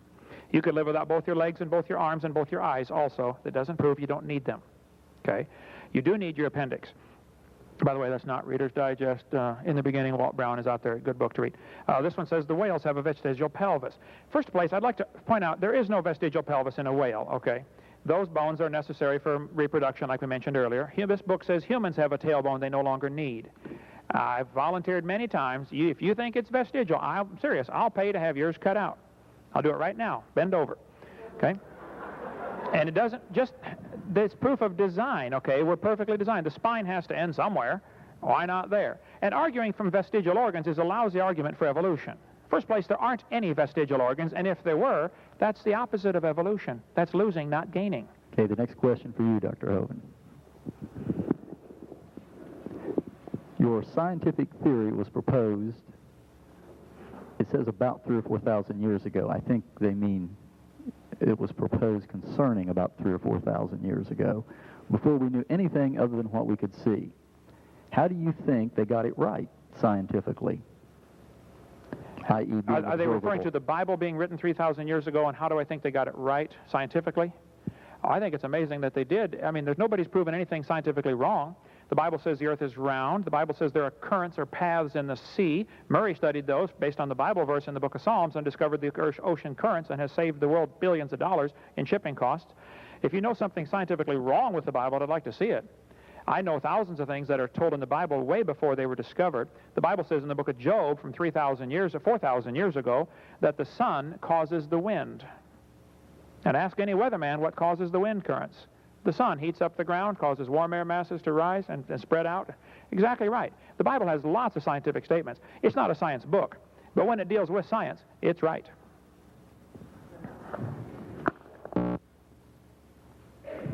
Which version of it? Of course. Now, the interesting thing about the Bible is that, of course, it's not a scientific text. Nobody except creationists would argue that it is a scientific textbook. It is a very interesting historical document that was written over a long period of time by many different authors.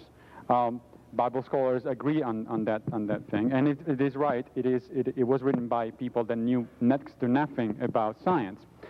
It is true that the Bible says, for example, that the earth is round in one place.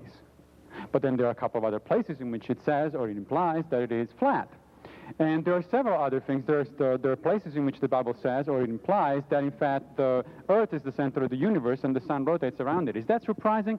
No, because that was the theory that was held by most people at that time. It has only one problem. It's wrong.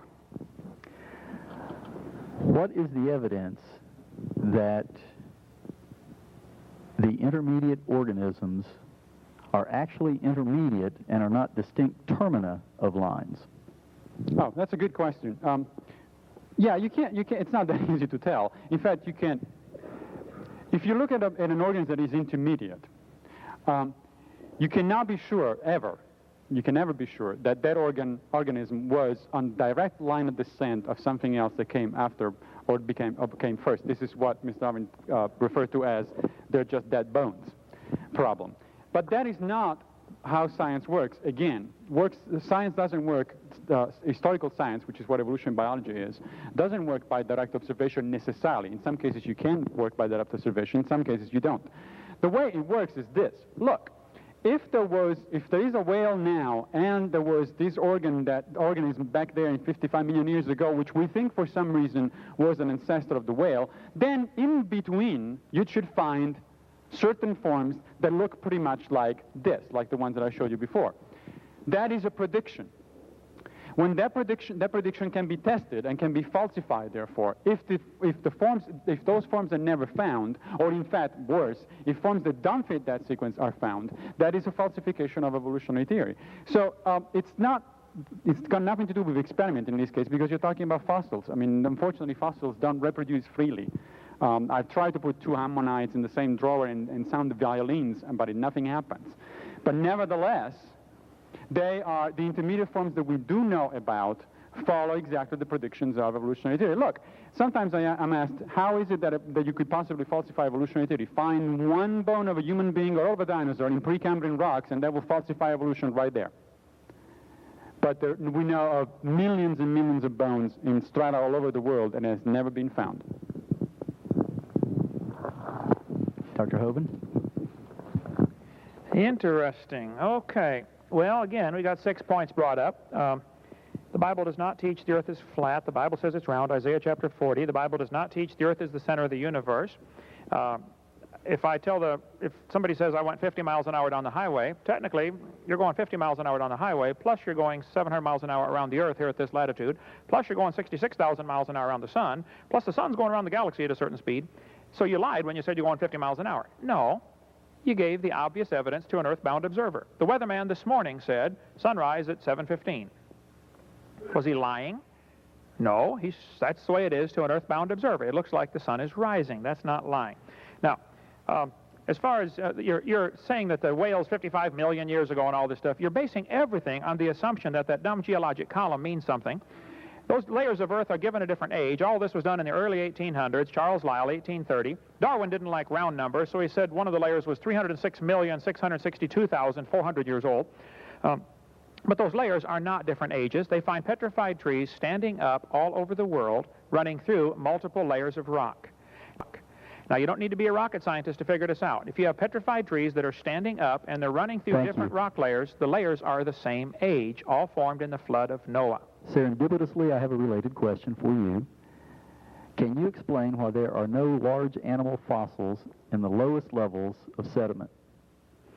Can I explain why there are no large animal fossils in the lowest layers of sediment? First place, i.e. the oldest fossils, sedimentary layers. Okay. First place, if you found a large animal fossil in any layer, who's going to decide the age of that layer? Somebody who already has the preconceived idea that this geologic column means something? Well, if the evolutionists get to make all the decisions of what goes where, then of course the evidence is going to fit their interpretation. But I would point out that animals automatically sort based upon, in a flood, they sort based upon body density, based upon intelligence, based upon habitat, based upon mobility, and certainly based upon liquefaction. There's an interesting phenomena that takes place when waves come by. The high part of the wave is heavier than the low part of the wave. If I knew that question was coming, I could have got into that here on liquefaction. I got plenty of stuff on that. But pressing and relieving the pressure on sand, you can go down to the beach where I live in Pensacola, Florida, just walk out a few feet and stand there. As the waves come by, the pressure exerts, squeezes water into the sand, then the low part of the wave comes by, the pressure is relieved, and sand is actually hopping up off the bottom. If you don't move a muscle, within a few minutes you'll be knee-deep in sand. Liquefaction is what it's called. A guy took an aquarium full of sand, rocks, gravel, mud, grass, trees, a bunch of different things, and dead fish, amphibians, reptiles, mammals, mixed them all together and subjected it to liquefaction for a couple of days, and it sorted them. Fish went to the bottom, birds went to the top, based on liquefaction. You need to get the book In the Beginning by Walt Brown. The flood is the best explanation for the sorting of the fossils we find, not some evolutionary sequence.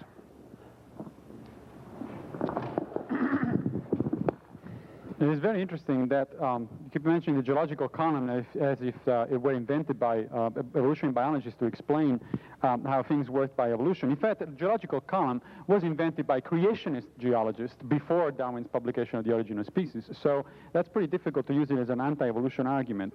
The other thing is, I really doubt that Darwin said 3,662 blah, blah, blah, and that quotation was from a creationist book. It was probably made up. I'd like you to show me where it was published in Darwin's book.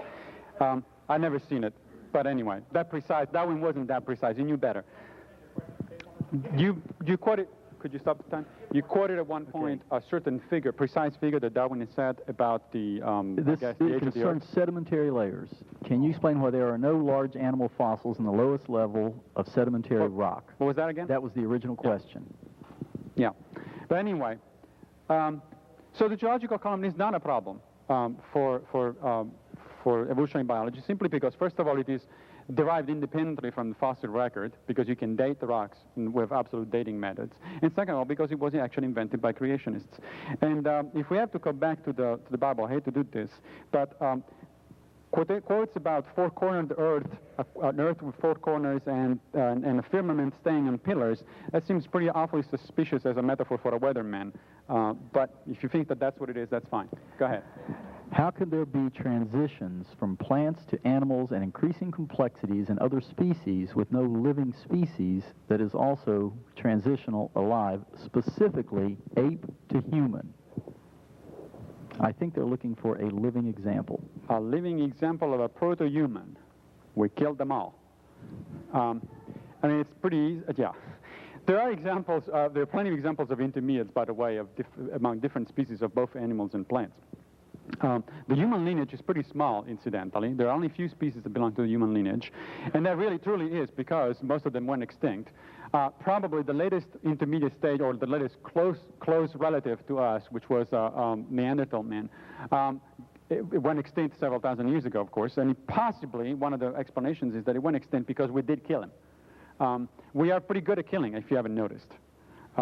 We have been directly responsible for the extinction of countless species, both in historical times and today. It's not, I'm not just blaming McDonald's. It's a lot of, it has been the history of humankind all over again. So, yeah, if the species are very close to each other, by the way, there's a very well-known principle in ecology that says that those species are going to be in very high competition with each other.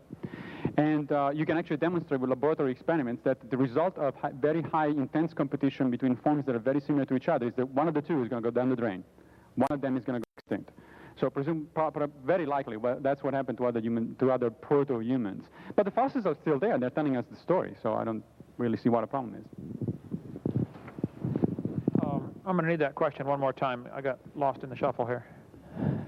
How can there be transitions from plants to animals and increasing complexities in other species with no living species that is a transition alive, specifically ape to human?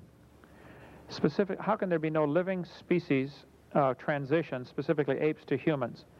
I think if you get the book called Bones of Contention by Marvin Lubenow, who spent 25 years studying all of the so-called cavemen, you would find that every one that has been used as evidence has been disproven. You mentioned Australopithecus afarensis, better known as Lucy. Charles Oxnard studied Lucy, did a computer multivariate analysis of all the bones, spent 16 years studying Lucy, and so he's the most knowledgeable expert in the world, and he believes in evolution. But he said, folks, Lucy is just an unusual chimpanzee. It is not a missing link. So you need to study Oxnard's work on that before you tell your students we have evidence that Lucy is a missing link. And we've got a whole series. The book out there is the best one by Marvin Lubenow. Every one that's been used as evidence for humans, for evolution of humans, has been disproven. There is no evidence that any animal has ever produced a different kind of animal. None at all. You can believe that if you want, but that's not science. That's the whole point of this discussion tonight. If one is willing to trust science to light this room, when we go to the doctor, when we drive our cars and eat our food, why can't you trust the same science that tells us we evolve? If one can trust science to go to the doctor and drive our cars, why can't I trust the same science that tells us we evolved? I'd sure like to know what anything evolution has done for the advancement of science. All of the major branches of science were started by creationists. And the evolution theory has nothing to do with any of those things you mentioned. I mean, I understand electricity. I've built many buildings and done a lot of it. My dad was an electrical engineer. I understand how it works. It has nothing to do with evolution. Neither does driving a car. I've done about everything you can do to a car. I've rebuilt everything, and evolution has nothing to do with that. I think science deals, the whole problem is, the question assumes that evolution should be part of science. That's where the problem comes in. That's my whole point. Evolution, at least above the variations within the kind, it doesn't happen. It doesn't belong in science class. It shouldn't be there. So evolution has nothing to do with science, and the poor students are being duped into all this, and everybody else is having to pay for it. The claim that evolution didn't do anything for mankind is pretty interesting. One of the reasons we have some cures that are fairly effective against certain diseases, such as cancer and hopefully to some extent HIV, is because of our understanding of evolutionary processes. You know how cures against very little diseases like those work? They work by, one of the most effective ways to do it is by bombarding the agent, the virus or the bacterium, with multiple antibiotics. You know why we bombard them with multiple antibiotics instead of only one? Because scientists understand evolution, and they know that if you bombard something with one antibiotic, the thing that you're going to do is to select, by natural selection, for a very resistant strain of that thing. And so, yes, you're going to solve the problem right now, but then it's going to bite you right back in the next few generations. On the other hand, they also know, because they understand evolution, that if you hit something with triple hits or quadruple hits, that thing cannot produce a single mutation that will cope with all of those four things simultaneously. That is why an understanding of evolution is not only crucial for an understanding of science in general, but it's actually helping people to try to figure out solutions to problems such as diseases like cancer and HIV. Why do Occam's statements substantiate a legitimate objection to the idea of intelligent design? Say that again? Who's? Occam's theorem. Oh, Occam's. Why is that a legitimate objection to the idea of intelligent design? Because intelligent design is one of those things that Occam will call an unnecessary hypothesis. In other words, if you can explain something with natural means and natural laws, then you don't need a supernatural intervention. Now, as I said before, I think, several times, the fact that you don't need a supernatural intervention doesn't mean that there is no supernatural thing at all. That's outside of what we're talking about. It only means that it is an additional hypothesis that is not needed in order to understand how things actually work. Science as a process, not just biology, evolution, biology, it works that way. Successful scientific theories over and over have been theories that have been within the limits of Occam's razor, that is, that have made the fewest number of unnecessary hypotheses. This is, by the way, not to say people sometimes mistake this for saying, well, then the simpler hypothesis is the one that wins, and God did it is the simplest hypothesis you can come up with. That's not the way it works. The way it works is for unnecessary hypothesis. It doesn't have anything to do with simplicity or complexity. An hypothesis can be very complex if the thing that you have to explain is very complex. And evolution is a very complex hypothesis because it relies on a variety of different statements. Good point. Occam's razor, he says that you don't need the supernatural because it can be explained naturalistically. Evolution has never explained in detail how anything has evolved. They make up all these wild stories of how they think it might have happened. You need to read Michael Behe's book called Darwin's Black Box if you want to see the real complexity of things. I understand how cars work. They're made from 100% natural products. There's nothing supernatural about a car. But obviously there was a designer. If I told you that a Corvette evolved from an explosion in a junkyard, you would think I was crazy. If I told you that lightning strikes and hurricane strikes, even Hoyle, who said, a tornado going through a junkyard will not assemble a Boeing 747. Even though a Boeing 747 is made of all natural parts, it still has to have a designer. I was in Japan a couple of weeks ago, but I did not see the guy who designed the Casio Databank watch. Whether I see the designer or not doesn't matter. This had a designer. And whether you believe in God or not doesn't matter. This universe was designed, and you will answer to him someday real soon. We have time for one more question here. Today we are listening to a debate on two theories of creation. Why is this discussion not occurring in the public school systems of America? I answer first on that one? Yes, you do.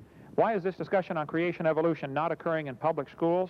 Man, I wish it was. I speak in hundreds of public schools. And I think students ought to see both sides. And I'm thrilled that UT would invite, this to happen here. They ought to also invite creation speakers to come speak in every evolutionary biology class. Give them some equal time. There's never been a law against teaching creation in the public schools. Any teacher tomorrow or whenever, Monday, can teach creation if they want. Two states passed laws requiring teachers to teach creation, and those laws were struck down only because the states required that creation be taught. The court clearly said, you can teach creation if you want, but you cannot require the teachers to teach it. That's what the argument was about. Anybody can teach creation, or the Bible, in a public school, for that matter. There's no law against that. There never has been. I think evolutionists don't want creation brought in side by side, because then their theory starts to look pretty silly next to the creation theory. I think that it's a no competition type of thing. They don't want any competition for their theory. Actually, I happen to disagree with most of my colleagues. I think that creation should be discussed in public school. It shouldn't be taught as an alternative scientific theory because it is not, but it should be discussed because so many people believe it, and there is a good reason for why people believe it. There is an enormous social movement about it. Therefore, you need to take into account that, and it's a great exercise in critical thinking, incidentally. So I do think that these topics should be discussed in public school, and I teach. I do practice what I preach because I'm teaching a course on the origin of species, incidentally, this semester at UT.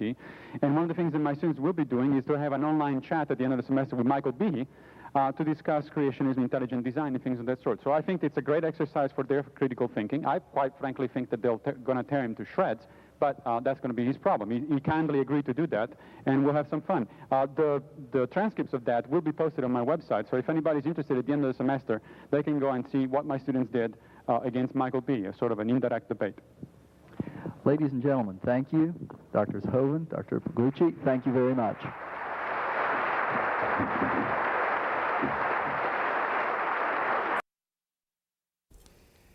We hope you enjoyed this video with our discussion on creation evolution with Dr. Pigliucci. I certainly want to get him converted and help him become a Christian. If you're here watching this videotape and you're not a Christian, you can understand all the arguments for creation and evolution. It won't matter. The fact is, the Bible teaches if you don't have Christ, you're going to hell.